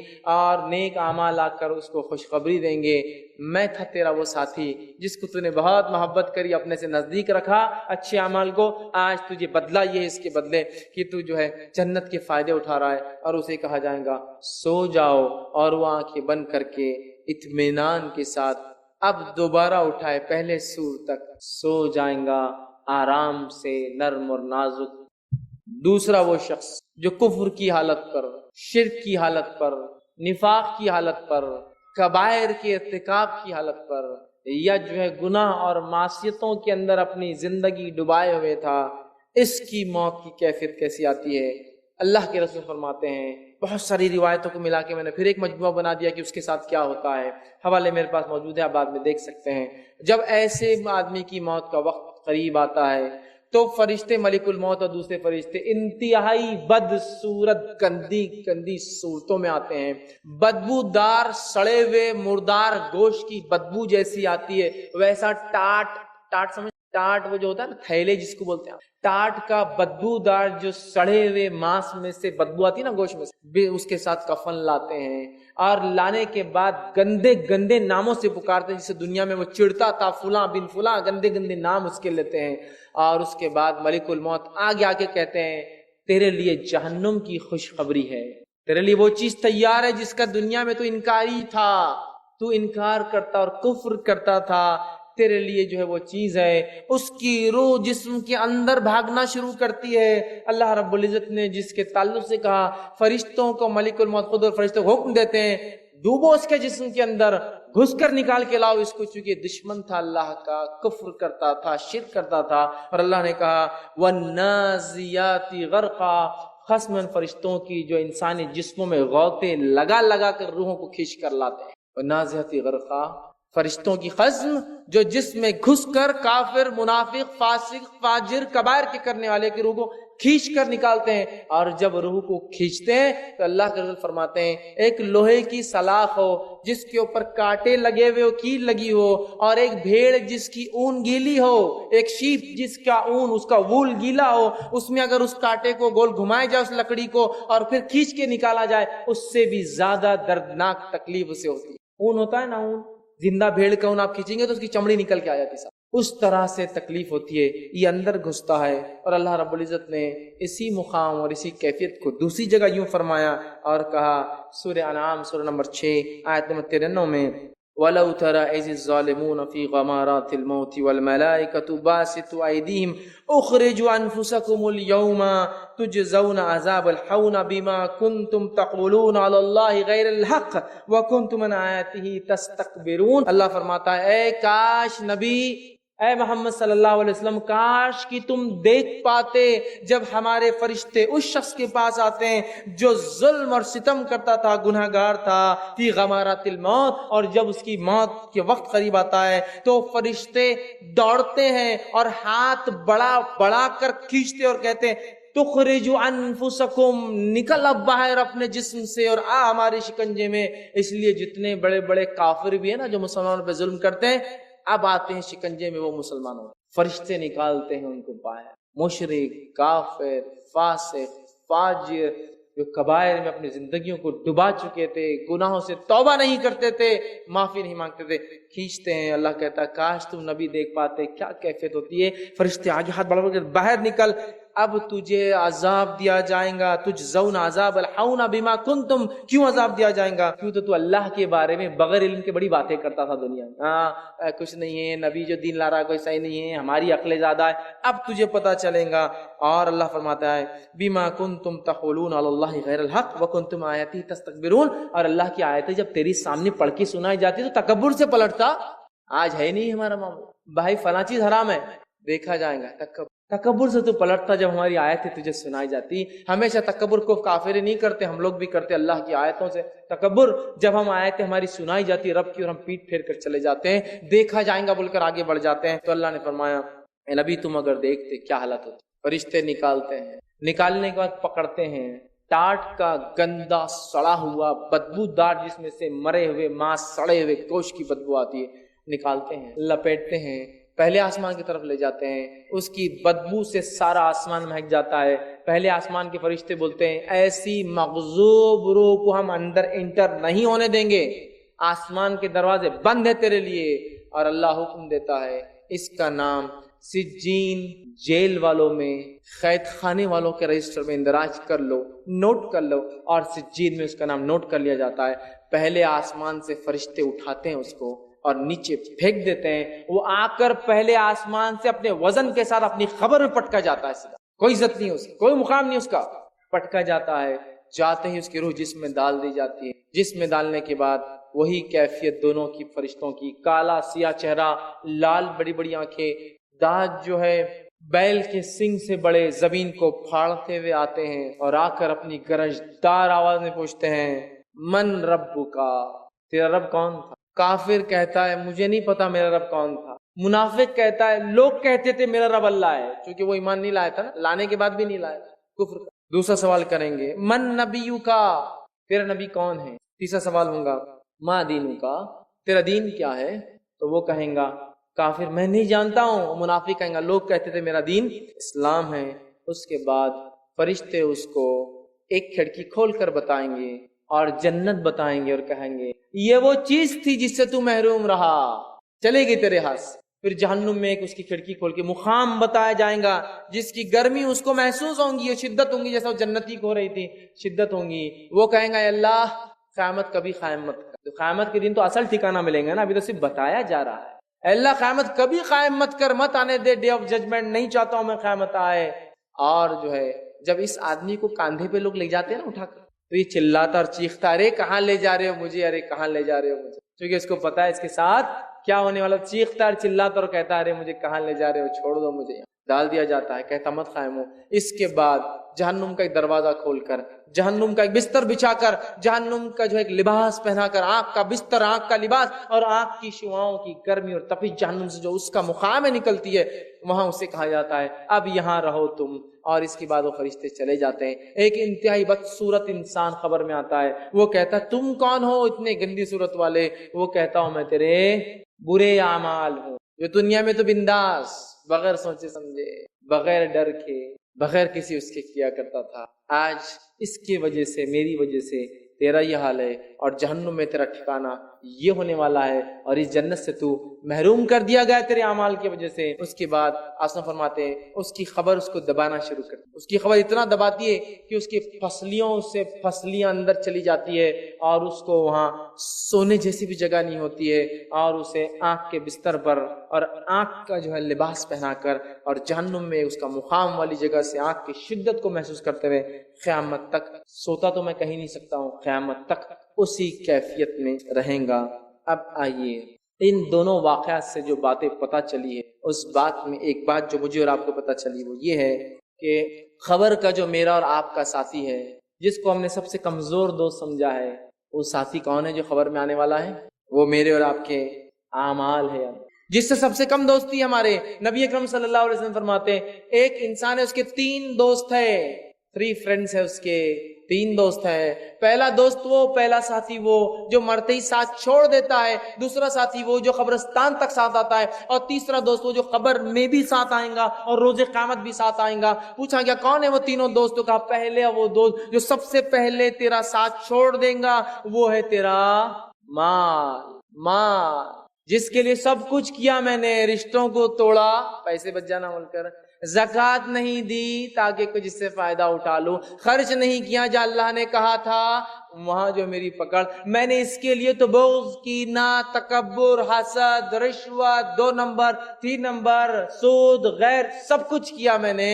یہ وہ ساتھی ہے سب سے پہلے ساتھ چھوڑ دیتا ہے، اور رشتہ دار لڑتے اور ٹوٹ پڑتے اس پر، چونکہ ان کو چاہیے تھا وہ چیز۔ سب سے بے وفا ساتھی، سب سے زیادہ محبت میری سے، ارے یہ تو اتنا بے وفا ہوتا ہے، اتنا بے وفا کہ آپ مر جائے اور چاندی کی انگوٹھی بھی ہاتھ میں ہو تو کوئی اس کو دفناتا نہیں، اس سے نکال لیا جائے، اتنا بے وفا ساتھی۔ مال کہا دوسرا ساتھی کون ہے؟ کہا وہ ہے جو تیرے رشتہ دار ہے، تجھے چاہنے والے ہیں، جو قبرستان تک آتے ہیں لیکن ان کی محبت بھی اتنی ہے کہ تیرے ساتھ آ سکتے ہیں، ساتھ نہیں جا سکتا کوئی۔ اور رشتہ دار کے لیے تو کیا نہیں کر رہے ہیں بہت سارے لوگ، بچوں کے لیے تو حرام چیزیں کما رہا، ہاں یہی رشتہ دار ہے، دفنا کے آئیں گے ساتھ نہیں آنے والے تھے۔ اپنا اپنا سوچ بھیا، اپنے کو کیسا نکلنا ہے۔ حرام کاری، غلط کام ان کے لیے کرتے ہیں نا، بچوں کے لیے اور رشتہ داروں کے لیے، فلاں ہو جائے، اسٹیٹس بن جائے، فلاں لے، یہ تو چھوڑ کر دفنا کے چلے جائیں گے۔ کا تیسرا ساتھی خبر میں بھی آتا ہے، آخرت میں بھی آئیں گا، وہ ہے تیرے اعمال، اچھے بھی ہو سکتے ہیں اور برے، دونوں خبر میں آئے، اچھے کے لیے اچھے اعمال، برے کے لیے برے اعمال۔ دوسرا، سوالات کتنے آسان ہیں، 3، جوابات کتنے آسان ہیں، کس کو یاد نہیں؟ سب کو یاد ہے نا؟ تو کیا اتنا آسان ہوگا واقعی میں جواب دینا؟ یاد رکھیے ان 3 سوال کا جواب وہی دے پائیں گا جس کی ساری زندگی ان 3 چیزوں کے اعتبار سے تھی، وہی آدمی کہہ پائیں گا میرا رب اللہ ہے، جس نے کبھی اپنے رب کے ساتھ کسی کو شریک نہ کیا ہو، نہ اس کی ذات میں، نہ اس کی صفات میں، نہ اس کی عبادت میں، نہ کسی اور چیز کے اندر۔ اس نے خالص توحید پر زندگی گزاری تھی اور ایک رب کو مان کر زندگی چلا تھا، اسی کی وجہ سے تکلیفیں اٹھائی تھی، اسی کی وجہ سے اذیتیں اور لوگوں کے طعنے اور تشنیعات اس نے سہتے، اسی کی وجہ سے ہو سکتا ہے وہ مارا اور شہید بھی کیا گیا تھا۔ تو سب سے پہلے جس نے واقع میں اللہ کو رب مانا اور پھر جم گیا اس چیز پر، تو وہ انسان ویسا ہوگا جو انسان کہہ پائیں گا ربی اللہ، میرا رب اللہ ہے۔ دوسرا سوال من نبیو کا، جواب تو آسان ہے، کس کو نہیں پتا ہے محمد صلی اللہ علیہ وسلم، کس کو نہیں پتا ہے، سب کو پتا ہے، لیکن یہ جواب صرف وہ انسان کے منہ سے نکلے گا جس کی واقع میں زندگی محمد صلی اللہ علیہ وسلم کے طریقے کے، اسوے کے، نمونے کے، ان کے جیسا اپنے آپ کو آئیڈیل بنا کر دیکھ کر چلتا رہا ہو، جن کے رول ماڈل سیرے غیرے اور نتھور غیرے اور پتہ نہیں دنیا کے تارے اور ستارے اور پتہ نہیں کہاں کہاں کے لوگ ہوں گے، یہ بھی مر کے وہیں مر کھپ جانے والے، کچھ فائدہ نہیں ہوگا، لیکن جن کا آئیڈیل یہ رہے ہوں گے، جن کو محمد صلی اللہ علیہ وسلم کہا جاتا ہے کہ آپ نے فرما دیا تو بس اس کے آگے اب کس کی نہیں چلنے والی، کوئی ریت، کوئی رواج، کوئی رسم، کوئی بڑے سے بڑا دین کا علم والا مجھے اگر کوئی بات کہیں گا اور اس شخصیت کی بات کے خلاف یہ بات تھی تو میں جوتوں کی نوک پر رکھتا ہوں۔ یہ ہے محمد صلی اللہ علیہ وسلم، یہ نمونہ اور آئیڈیل ہے، اور ان کی اتباع ایسی لازم ہے ہم پر کہ عبداللہ ابن مسعود مسجد نبوی میں داخل ہوتے ہیں، ایک قدم باہر ایک قدم اندر، نبی اکرم صلی اللہ علیہ وسلم خطبے کے دوران کہہ رہے ہیں وہ شخص جو کھڑا ہے بیٹھ جا، عبداللہ ابن مسعود اسی جگہ نیچے مسجد میں چوکھٹ پہ بیٹھ جاتے ہیں۔ بعد میں اللہ کے رسول نے فرمایا عبداللہ ہم تم سے تھوڑی کہہ رہے تھے کہ وہ شخص جو کھڑا ہے بیٹھ جا، ہم کسی اور سے کہہ رہے تھے۔ تو کہا اللہ کے رسول ہمیں کیا معلوم ہمارا رسول کس سے کہہ رہا تھا، میرے کان میں آواز آئی جو شخص کھڑا ہے بیٹھ جا، بس میں بیٹھ گیا، مجھے کیا لینا دینا کی باتوں سے، کس کے لیے بول رہے تھے، کیا ہو رہا تھا۔ آج سنت نبوی بتائی جائے تو 1000 سوال اور کوشچنز رہتے اس کے خلاف ہمارے پاس، 1000، یہ غلط ہے کیا، وہ غلط ہے کیا، اتنے بڑے غلط تھے کیا، اتنے بڑے نے غلط بولوں گا، انہوں نے غلط لکھا کیا۔ میرے بھائی میں تجھے کہہ رہا ہوں محمد صلی اللہ علیہ وسلم نے یہ کیا، اب ایرے اور غیرے کی بات کیوں لا رہا ہے تو، کیا مقابلہ اور موازنہ کرنا چاہتا ہے میرے نبی سے، ان کے برابر ٹھہرانا چاہتا ہے؟ جب میں واضح حدیث تیرے سامنے بیان کر رہا ہوں پھر تو مجھ سے کہتا ہے۔ عبداللہ ابن عمر رضی اللہ عنہما سے ایک شخص نے پوچھا فلاں مسئلے کا کیا حل ہے، تو انہوں نے کہا اس کا حل یہ ہے۔ تو شخص نے کیا پوچھا معلوم، کہا کہ ابو بکر اور عمر کے نزدیک کیا تھا، عمر ان کے والد بھی تو ہے عبداللہ ابن عمر کے، کہا ابو بکر اور عمر کے نزدیک تمہارے ابا کے نزدیک اس مسئلے کا کیا معاملہ تھا۔ تو عبداللہ بن عمر رضی اللہ عنہ فرماتے ہیں اللہ تعالیٰ تیرے پر قوم لوط کے پتھروں کی بارش کرے، میں کہتا ہوں کہ اللہ کے رسول نے کہا اور تو پوچھتا ہے ابو بکر اور میرے باپ نے کیا کہا، میں کہتا ہوں اللہ کے رسول نے کہا اور تو مجھ سے کہتا ابو بکر اور میرے باپ نے کیا کہا، تجھ پر لعنت ہو، تجھ پر قوم لوط کے پتھروں کی بارش ہو۔ کیونکہ نبی کا قول آنے کے بعد کسی کی نہیں چلتی، یہی اتباع ہے۔ اور نبی سے محبت کے ہم دعوے دار ہیں نا، محبت اتباع ہوتی ہے، اس کے طریقے پہ چلنے کو کہتے ہیں۔ محبت کے نام پر اگر مخالفت ہو رہی تو نہیں چلے، نبی کی طریقے، نبی نے جو کیا جیسے کیا منورن، ارے ایسے بھی صحابہ تھے۔ عبداللہ بن عمر کا ہی واقعہ لیتا ہوں کہ جب حج کو جاتے تو ایک مقام پر رک کر طہارت کے لیے بیٹھتے، لوگوں نے کہا تم نے طہارت تو کی نہیں لیکن بیٹھے کیوں تھے، تو کہا میں نے اللہ کے رسول صلی اللہ علیہ وسلم حج کیا تھا، جب یہاں اللہ کے رسول کے ساتھ میں آیا تھا آپ نے یہاں طہارت کی، مجھے طہارت تو نہیں آتی ہے لیکن پھر بھی میں جب بھی حج کو جاؤں گا یہاں بیٹھ کر ضرور۔ یہ محبت تھی ان کی اپنے نبی کی، کیوں جو کیا بس کرنا ہے، بس پیچھے چلنا ہے، چھوڑنا نہیں۔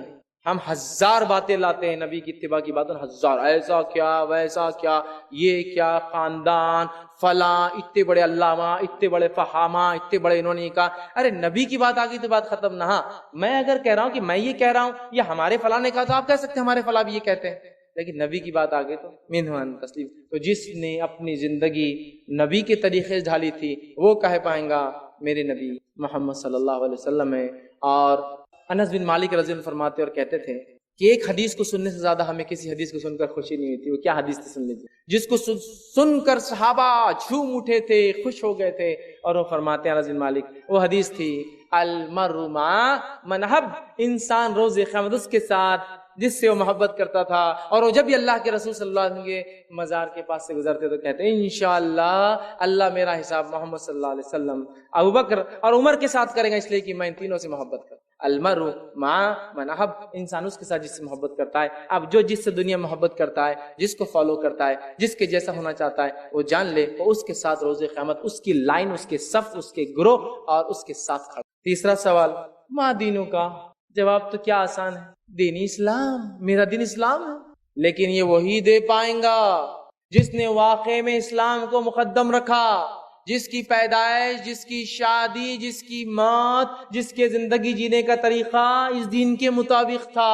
من مانی تو ایسی چالو ہے کہ پیدائش بھی اپنی اعتبار سے، میت بھی اپنی اعتبار سے، نکاح بھی اپنی من مانی، دین اسلام نہیں نکلنے والا منہ سے میرا دین اسلام ہے۔ پھر اسلام دین کہتے جینے کے طریقے کو، مکمل وے آف لائف جس کو کہتے ہیں، وہ طریقہ جس کا اسلام تھا تو وہ کہہ پائیں گا میرا اسلام ہے۔ ہم نے تو ہر چیز میں اسلام کی مخالفت کو اپنی علامت اور شعار، پہچان بنا لیا، ہماری پہچان ہے اسلام کے خلاف جانا۔ تین سوال آسان ہے، جواب آسان ہے، ساری زندگی جس نے اس پہ چلا ہو اسی سے یہ جواب نکلیں گے۔ اور ایک صحابی نے کہا اللہ کے رسول، جو موت کی کیفیت آپ نے بیان کی، ایک فرشتہ جو اس کیفیت میں آئیں گا اور ہم سے گرجدار آواز میں یہ سوالات کریں گا، ہم تو مٹی کے بت بن جائیں گے۔ اور مائی عائشہ نے سوال کیا تھا اللہ کے رسول، میں تو ایک عورت ہوں، میں تو عورتیں ہوتی نا چھوٹی موٹی آواز سے ڈر جاتی ہے، میں ایک عورت ہوں، جب منکر نکیر میرے پاس آئیں گے میں تو مٹی کی بت بن جاؤں گی، منہ سے کچھ نکلے گا نہیں میرے۔ تو اللہ کے رسول نے فرمایا، جس کو اللہ رب العزت نے اس بات کو سورہ ابراہیم صلی اللہ علیہ وسلم 14 آیت میں 27 کی یہ آیت آپ نے تلاوت کی، فرمایا کہا یثبت اللہ الذین آمنوا بالقول الثابت فی الحیات الدنیا وفی الآخرہ، اللہ تعالیٰ اس کلمہ طیبہ کی برکت سے، اس قول کی برکت سے دنیا اور آخرت میں تمہارے قدم جما دیں گا۔ آپ نے فرمایا کلمہ طیبہ آ جائیں گا وہاں، لا الہ الا، اور اس کی برکت سے وہ جواب بھی تم دے پاؤ گے، اور دنیا اور آخرت میں قدم جمانے کے لیے کلمہ کافی ہے۔ یہ کلمہ ہے لا الہ الا اللہ محمد رسول اللہ، جس کی زندگی اللہ کے دین، اس کی شریعت اور محمد صلی اللہ علیہ وسلم کے طریقے پر ہوں گی، تو بس اس کے لیے سوال و جواب آسان ہو جائیں گے۔ اس کے بعد نیک آدمی تو سو گیا، لیکن برے آدمی کے تعلق سے آتا ہے اس کی خبر میں اژدھے اور سانپ چھوڑے جائیں۔ ایک روایت میں آتا ہے ایک گز لے کر فرشتہ آئیں گا، جو گز اٹھا کے اس کے کھوپڑی پہ دیم ماریں گا اور قیامت تک کنٹینیوسلی مارتا رہیں گا۔ اس کی سر کی کیفیت یہ ہوگی کہ چورا کے ذرہ پاؤڈر بن کے اڑ جائیں گا، اور جن اور انس کو چھوڑ کر ساری مخلوق اس کی چیخ سنیں گی، اور اس کی چیخ کی آواز زمین سے لے کر آسمان تک سب سن کافی قیامت تک۔ ایک اس میں آتا 99 اژدھے چھوڑے جائیں گے، 99، اور ایک ایک کا قد یہ ہوگا کہ اونٹ کے برابر، اور اگر ایک اژدھا 10 لے تو 40 سال تک اس کی تکلیف محسوس کریں گا، اور ایک اژدھا اتنا زہریلا ہوگا کہ اگر دنیا میں آ کے سانس لے سانس چھوڑ دے تو آپ فرماتے ہیں ہرا جو اگتا ہے نا سبزہ، گرینری پوری ختم ہو جائیں گے ایک سانس سے، اور سارے انسان مر جائیں گے، اتنا زہریلا ہوں۔ اس کے علاوہ بھی اور کیفیتیں آتی ہیں، وقت نہیں اتنی تفصیلات۔ اب آئیے آگے، یہ 3 سوال کے بعد فرشتے ایک چوتھا سوال بھی پوچھتے، معلوم آپ 4th کوشچن بھی ایک مسند احمد ابو داؤد کی روایت میں آتا ہے، لیکن وہ سوال نہیں ہے، وہ فرشتوں کا اپنا سوال ہے، وہ اس سے سوال نہیں کریں گے، ان کا اپنا کوشچن ہے گا۔ کیا سوال ہے سنیے، فرشتے کہیں گے نیک انسان سے تو کیسے جواب دے پایا اس کا، تمہیں کیسے پتا چلا یہ تینوں کوشچنز کے آنسر؟ سمجھ رہے آپ امتحان دیتے ہیں تو آپ پوچھتے ہیں نا کون سی گائیڈ بک ریفر کرنا جس میں سے کوشچن آئے تو پھر اپنا معاملہ حل ہو جائے، ہے نا، پوچھتے ہیں نا، تو سوال کے جواب کیسے آئے تجھے؟ ایکچولی 4th کوشچن فرشتوں کا ہے، ان سے تو جواب کیسے دے پایا، کیسے تجھے سوالوں کے جواب ملے؟ تو آئیے میں آپ کے سامنے پرچہ لیک کر رہا ہوں اور گائیڈ بک لیک کر رہا ہوں جو ہمارے سوالات کے جواب دینے میں مدد کریں گی، اور اسی میں صرف اور صرف سوالات کے جواب ہے۔ تو وہ پوچھیں گے تجھے کیسے پتا چلا ان سوالات کے جواب؟ تو مسند احمد اور ابو داؤد کی روایت میں نیک انسان کہیں گا، فرشتے کہیں گے وما یدریک، کیسے پتا چلا، کیسے تیرے تصور میں آئے یہ جوابات، کیسے تجھے معلوم ہوا یہ سوالات کے جواب؟ تو کہیں گا اور فرمائیں گا، وہ انسان کہیں گا نیک، قرأت کتاب اللہ، میں نے اللہ کی کتاب پڑھی تھی، آمنت بہ، ایمان لایا تھا، وصدقت، اور اس کی تصدیق کی تھی عمل کر کے میں نے۔ تو کہاں ہیں تینوں سوال کے جواب؟ اللہ کی کتاب میں، جس نے اس کے مطابق عمل کیا ایمان کے ساتھ، یہ آسان ہے تینوں سوال. تو guide book and reference book is the Quran where you can find all the questions which angel will ask in your grave. وہ سارے سوالات کے جواب آپ کو ملیں گے قرآن میں جو قبر میں فرشتے مجھ سے اور آپ سے پوچھنے والے ہیں. اس کتاب کے ساتھ کیا حال ہے میرا اور آپ کا, مجھے بتانے کی ضرورت نہیں ہے. ہم میں سے کئی لوگوں سے سوال ہوگا نا کتنے سورے ہیں, میں اللہ کو گواہ رکھ کے کہہ سکتا ہوں نہیں معلوم ہوگا کتنے سورے ہیں. کتنے؟ 120, 140, 150, 286, 200, نہیں پتا کتنے. گائیڈ بک میں چیپٹرز کتنے وہ تو وہی بتا سکتا ہے جس نے اس گائیڈ بک کو کھنگال کے پڑھ کے نچوڑ کر دن رات پڑھ کے اس کو کھس دیا, اور اس کو بولتے ہیں نا پی گیا اس کو. تب بولیں گا اتنے چیپٹر سے, یہ چیپٹر میں یہ فلاں وہ ہے. اللہ کی کتاب کے ساتھ کیا کچھ نہیں ہم نے کیا. اللہ رحم کرے, ایسی دشمنی لے رکھی ہم نے. آپ بولیں گے کہ آپ پاگل ہو گئے فیض بھائی. میں پاگل نہیں ہوں میرے بھائی, واقعی میں دشمنی لی, صرف نام لے کر چومنے سے اس کتاب کا حق ادا نہیں ہوتا. اس کتاب پر ایمان لانا ہے جیسا حق ہے, اس کی تلاوت کرنا ہے, اس کو سمجھنا ہے, اس پر عمل کرنا ہے, اس کو پہنچانا, یہ اس کے رائٹ سے, اس کے حقوق ہے جو مجھے اور آپ کو ادا کرنا. کیا میں دعوے کے ساتھ کہتا ہوں, اللہ رحم کرے, موقع ابھی بھی ہے, دیر ابھی بھی نہیں ہوئی. کئی لوگ ہیں جو میری بات کو سن رہے ہیں, اللہ کی کتاب کو دیکھ کر پڑھ بھی نہیں سکتے. الف لام میم ذالک الکتاب لا ریب, دیکھ کر بھی نہیں, ناظرہ بھی نہیں آتا. کتنی بری بات ہے. کیا جواب دیں گے اللہ قیامت کے دن؟ جس کتاب کے اندر سوال کے جواب ہے اس کو پڑھ بھی نہیں سکتے. شرمائیے مت, دیر نہیں ہوئی ابھی, آج سے شروع کر دیجیے, آج سے شروع, دیر نہیں ہوئی ابھی. اللہ کی کتاب میں سارے جوابات موجود. دوسرا آدمی کافر سے پوچھیں گے کیوں نہیں جواب دے پایا تو, اتنے آسان سوالات 3 کیوں نہیں دے پایا؟ بخاری کی روایت میں ہے, کافر کہیں گا, اور وہ کہیں گا ہاں لا ادری, میرے کو نہیں پتا تھا کیا ہے. فرشتے کہیں گے لا درائتا ولا تلیتا, نہ تو نے جانا نہ تو نے پڑھا. اور وہ گز والا تو بیچ میں سے کھوپڑی پہ دے ہی رہا ہے. اللہ رحم کرے. ایک دوسرا فرشتہ لا کر پیچھے سر پہ کھڑے کریں گے جس نے قرآن نہیں پڑھا, اور کہا جائیں گا دو اس کے پاس موٹے موٹے ہتھوڑے ہوں گے, ہتھوڑے گھن جس کو کہتے ہیں عام زبان میں, اور وہ اندھا بھی ہوگا بہرا بھی ہوگا. وہ اٹھائیں گا دونوں گھن, اور آپ سے فرماتے دونوں کن پٹیوں میں ماریں گا اس کے ایک ساتھ, بینگ کریں گا ایک ساتھ. سر پہ تو ہے ہی, ماریں گا اور کہیں گا لا درائتا ولا تلیتا, پڑھا بھی نہیں, دیکھا بھی نہیں, جانا بھی نہیں اللہ کی طرف. کیا پتا چل رہا ہے اس روایت سے؟ چوتھے سوال سے سنیے, قرآن مجید وہ کتاب ہے جو منکر اور نکیر کے سوالات کے جواب دلوا سکتی ہے. وہاں موجود ہے کوشچنز اینڈ آنسر. اٹھا لیجیے اس کتاب کو, اس کا تقدس بالکل ہے, لیکن تقدس صرف میں نے کہا نا چومنے اور رکھنے میں نہیں ہے, زندگیوں میں عمل میں لا لیجیے اس کو. دوسرا, جو قرآن پر ایمان لائے اور پڑھا وہی شخص تینوں سوال کے جواب دے پائیں گا. تیسری بات پتہ چلی اس حدیث سے, کافر اور منافق پر سب سے پہلا فرد جرم, انڈیویجول کرائم جو اسٹیبلش ہوگا, ثابت ہوگا, جس کے سزا ملیں گی, وہ ہے قرآن کا نہ پڑھنا. ابھی تو آخرت باقی ہے, ستاروں سے آگے جہاں اور بھی ہے, یاد رکھیے ابھی تو باقی آخرت. یہ تو صرف شروعات ہے. فرد جرم, پہلا انڈیویجول کرائم جو اس پر ثابت ہوگا وہ ہے قرآن کو کیوں نہیں پڑھا تھا. اسی طرح چوتھی بات پتہ چلتی ہے اس بات سے, اس حدیث سے, قرآن کو نہ پڑھنا اور نہ سمجھنے کی وجہ سے ہاتھوڑے کہاں مارے جائیں گے؟ کن پٹی پہ. لفظ قرآن میں, اللہ حفاظت کرے, کن پٹی پر. علماء لکھتے ہیں کن پٹی پر اس لیے پڑھیں گے, دماغ مرکز ہے نا انڈرسٹینڈنگ کا, نعمت ہے نا. پاگل انسان کو دیکھو آپ, اس کو یہ نعمت نہیں ملتی ہے, باقی سارا جسم پورا ہے, یہ نعمت غائب ہو جائے تو پاگل وہ کہلاتا ہے نا. اس کا تو نے صحیح استعمال نہیں کیا دین کے لیے. بہت سے لوگ بولتے ہیں ارے میں تو پڑھا لکھا نہیں, میں تو میکینک ہے. ارے واہ, تو کمپلیکیٹڈ گاڑیوں کے انجن بناتا ہے, تجھے اللہ کی کتاب نہیں سمجھ میں جو سارے انسانیت کے لیے آئی. دنیا کے کمپلیکیٹڈ میکینیکل چیزوں کو تم سمجھتے ہو. تم لوگ اینڈرائڈز اور آنے والے ہر نئے آپریٹنگ سسٹم کو 2 دن میں سیکھتے ہو, لیکن تمہیں اللہ کی کتاب کا بولو تو نہیں بھیا, بہت بڑی کتاب اپنے سمجھ میں نہیں آئیں گی. سبحان اللہ, اگر یہ نہیں سمجھ میں آئیں گی تو پھر کیا سمجھ میں آئیں گا؟ اور اللہ تعالیٰ نے کیا بھیجا ہدایت کے لیے, تم ہی لا کے بتاؤ لا کے. نہیں قرآن بہت بڑی کتاب ہے, ہم نہیں سمجھ سکتے. تو سوال ہی پھر ہم نہیں سمجھ سکتے تو کس کے لیے ہے یہ؟ میں بالکل یہ کہہ رہا ہوں کہ ہمیں چونکہ عربی نہیں آتی اور ہم کوئی دین کا بہت علم رکھتے تو ظاہر سی بات ہے ہم اپنی تفسیر اور ترجمہ تو نہیں کریں گے, لیکن علماء کے کرے ہوئے تفسیر ترجمے کو تو پڑھو. اس میں بھی تم بولو گے نہیں سمجھتا ہے کیا؟ وہ بھی نہیں پڑھنے دیا جاتا ہے. کیوں؟ اللہ کی کتاب پڑھیں گے تو بہت مسئلے چالو ہو جائیں گے نا, پھر لوگ سوال کریں گے, آ کر کوشچنز کریں گے دین کے بارے میں, روایتوں کے خلاف ٹکر لینا شروع کر دیں گے. یہ کیا چل رہا ہے, کیوں چل رہا ہے, کس نے بتایا, کہاں سے ثابت ہے؟ روایتوں کی خلاف ورزی شروع ہو جائیں گی. جن لوگوں نے غلط ڈھنگ سے پیٹ بھرنا شروع کر دیا پول کھل جائیں گے تو کہاں سے کھانے اور میٹھے حلوے اور مانڈے ملیں گے.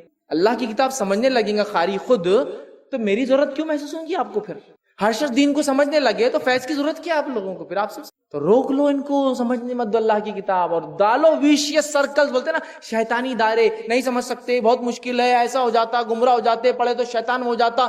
ڈالو ویشیس سرکلز، شیطانی چال ایک کے بعد ایک رنگ سے نکلے تو دوسرا رنگ، ایک سے نکلے تیسرا رنگ، تیسرا چوتھا رنگ. ارے یہ تو وہ کتاب تھی جو سب سے جاہل اور جٹ لوگ تھے نا، وہ لوگ جب اس کو پڑھے تو وہ لوگ دنیا کے لیے مینار بن گئے ہدایت کی. ورنہ اس عمر کو کون پہچانتا جو اپنے باپ خطاب کی جو اونٹوں کو چرایا کرتا تھا، جس کو عمر ابن خطاب کے نام سے جانتے ہیں. یہ اللہ کی کتاب نے عمر کو عمر ابن خطاب رضی اللہ عنہ بنایا. یہ کتاب نہیں ہم نہیں سمجھ سکتے تو عمر سمجھ سکتا ہے تو میں کیوں نہیں سمجھ. جو اپنی ماؤں سے نکاح کر لیتے باپ کے مرنے کے بعد، جو اپنی بیٹیوں کو زندہ دفناتے اور مردار کھاتے، اگر وہ سمجھ سکتے ہیں تو میں اور آپ ماں پیٹ سے مسلمان پیدا ہوئے نا. کہنے والے یہ کہہ رہے کہ نہیں ہم نہیں سمجھ سکتے، اور وہی لوگ قصے سناتے. ایک خطرناک یہودی تھا، قرآن پڑھا ہدایت پر آ گیا. بات سمجھ میں نہیں آ رہی میری. مسلمان پڑھا تو گمراہ ہو جا رہا، یہودی پڑھا تو ایمان پہ آ جا رہا. نہیں میری بات سمجھ میں نہیں آ رہی. کون سا اصول آپ فٹ کر رہے ہیں اس پر اور مجھ پر؟ میں ماں پیٹ سے پیدا ہوں، میں نہیں سمجھ سکتا ہوں، وہ پڑھ کے ہدایت یافتہ رہا. سبحان اللہ، یہ چال بازیوں کے لمٹس اور حد ہے.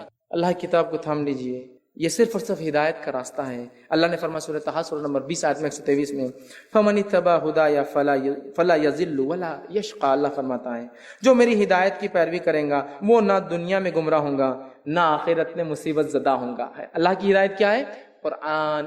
دوسری جگہ فرمایا سورہ بقرہ سورہ نمبر 2 آیت 38 اور کہا فَمَنْ تَبِعَ هُدَايَ فَلَا خَوْفٌ عَلَيْهِمْ وَلَا هُمْ يَحْزَنُونَ. جو میری ہدایت کی پیروی اور اتباع کرے گا اس پر کوئی خوف اور روز قیامت وہ غمگین نہیں ہوں گا، اس کا رب اسے سزا نہیں دے گا، غم نہیں کھائیں گا وہ. آج اللہ کی کتاب سے بہت دوری ہم نے اختیار کر لی ہے، بہت سخت ضرورت ہے اس کتاب کو زندگی کا معمول بنا لیں.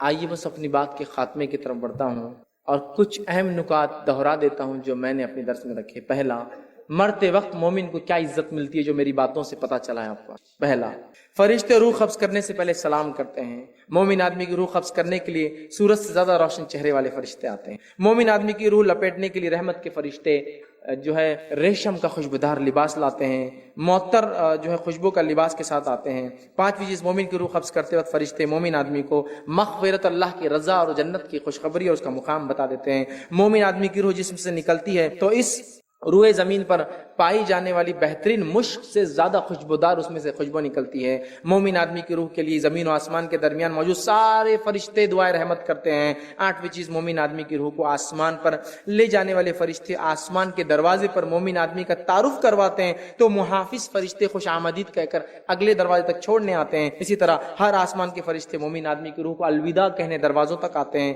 اور اسی طرح ساتویں آسمان پہ پہنچنے کے بعد اللہ حکم دیتا ہے اس روح کا نام نیکوکاروں کے علیین والے رجسٹر میں لکھ دو. مرتے وقت جو ہے وہ سزائیں جو کافر کو ملتی وہ کیا ہے؟ مرتے وقت جو ہے کافر کی روح قبض کرنے کے لیے انتہائی خوفناک فرشتے سیاہ چہرے والے آتے ہیں. کافر کی روح قبض کرنے والے فرشتے اپنے ساتھ جو ہے ٹاٹ کا بدبودار سڑا ہوا کفن لاتے ہیں. روح قبض کرنے سے پہلے فرشتے اس کافر کو یہ کہہ دیتے ہیں اور اس کو مارتے تھپڑ اور پیٹنا شروع کرتے ہیں اور کہتے ہیں ناپاک مغضوب گندی روح باہر نکل. اسی طرح کافر کی روح قبض کرتے وقت فرشتے اس کے چہرے اور پیٹھ پر تھپڑ مارتے ہیں. اسی طرح پانچویں چیز، کافر کی روح قبض کرتے وقت فرشتے کافر کو آنکھ کے عذاب کا مزہ چکھنے کی خوشخبری دے دیتے ہیں. اسی طرح چھٹی بات، مرتے وقت کافر کی روح سے روئے زمین پر پائے جانے والی بدترین اور مراد سب سے غلیظ بدبو آتی ہے. کافر کی روح کی بدبو محسوس کر کر آسمان اور زمین کے درمیان موجود تمام فرشتے اس پر لعنت بھیجتے ہیں. کافر کی روح قبض کرنے کے بعد فرشتے اسے آسمان اول پر لے جانے کے بعد اس کا تعارف سنتے کہتے زمین پر پھینک دو اور اسے اوپر سے پٹک دیا جاتا زمین کے اوپر.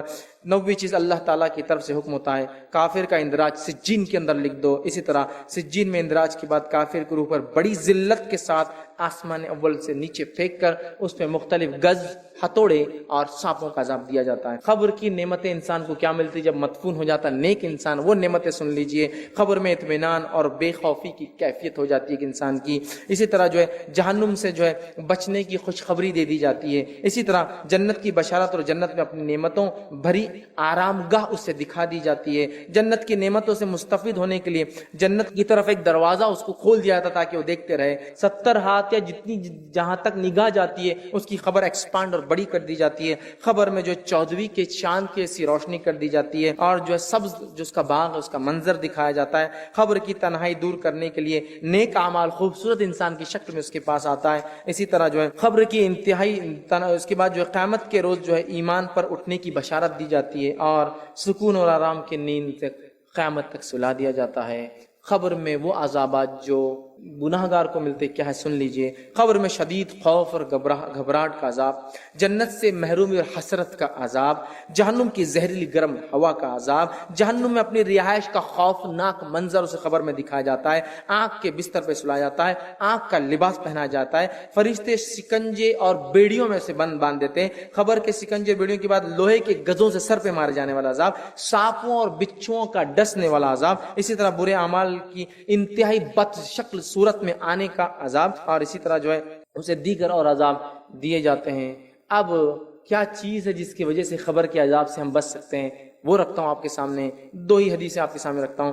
پہلا کام جو کرنا ہے خبر کے عذاب سے بچنے کے لیے وہ یہ ہے دعاؤں کے ساتھ وہ یہ نیک اعمال کرنا ہے. اس لیے کہ آپ نے فرمایا، اور یہ ترغیب کی روایت ہے، نماز، روزہ، زکوٰۃ، حج، صلہ رحمی، امر بالمعروف نہی عن المنکر، یہ وہ تمام نیکیاں ہیں جس کے کرنے سے خبر کے عذاب سے انسان بچ جاتا ہے. فرائض اس میں پہلے تو سب پورے کے پورے، ابھی تو ہے ظاہر سی بات ہے. تو یہ کام کرنے سے خبر کے عذاب سے انسان بچ جاتا ہے، تو ہم نیکیاں کریں. دوسرا، فتنے خبر سے محفوظ رکھنے والے اعمال کیا ہے وہ بھی سن لیجیے. کن اعمال سے انسان فتنے خبر سے محفوظ رہے گا؟ پہلا، اسلامی لشکر کی حفاظت کرتے ہوئے جو انتقال کر جائے یا جو فوت ہو جائے، خبر کے عذاب سے اللہ اس کو محفوظ کر دیتا ہے. ایکسیپشنل حساب کتاب ہوگا لیکن خبر میں کچھ نہیں. دوسرا، وہ شخص جو عذاب خبر سے محفوظ ہو جاتا ہے، جمعہ کے دن اور جمعہ کی رات مرنے والا عذاب خبر سے محفوظ ہو جاتا ہے. لیکن یہ ساری باتیں ایمان والوں کے لیے، کافروں کے لیے نہیں. ٹھیک، تو عذاب خبر سے محفوظ ہو جاتا ہے. تیسرا، سورہ ملک کو باقاعدگی سے جو روز رات میں سونے سے پہلے تلاوت کرتا ہے، خبر کے عذاب سے محفوظ ہو جاتا ہے. یہ روایت جو ہے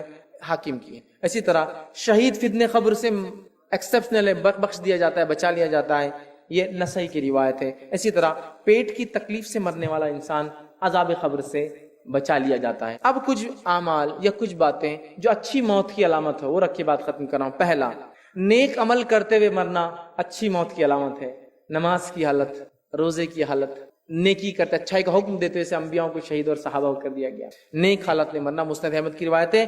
نیک عمل صالح پر مرنے والا یہ اچھی موت ہے. دوسرا، اللہ کی رضا، مطلب ایک روایت میں آتا ہے کہ جو شخص اچھی موت مرا اس کی علامت یہ ہے کہ اللہ کی رضا کی وجہ سے اس کا چہرہ چمکدار ہو جاتا ہے، چمکنے لگتا ہے.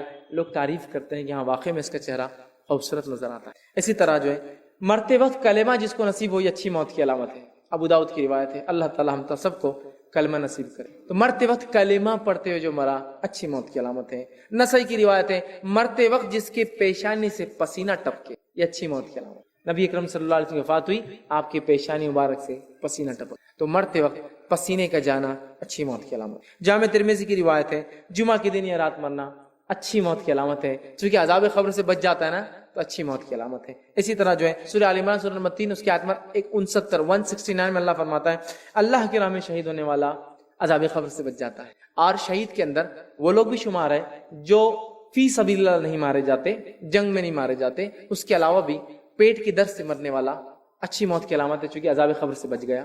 عذاب خبر سے بچ گیا مطلب دیگر تمام مرحلے اس کے لیے آسان ہوگا انشاءاللہ. ٹھیک.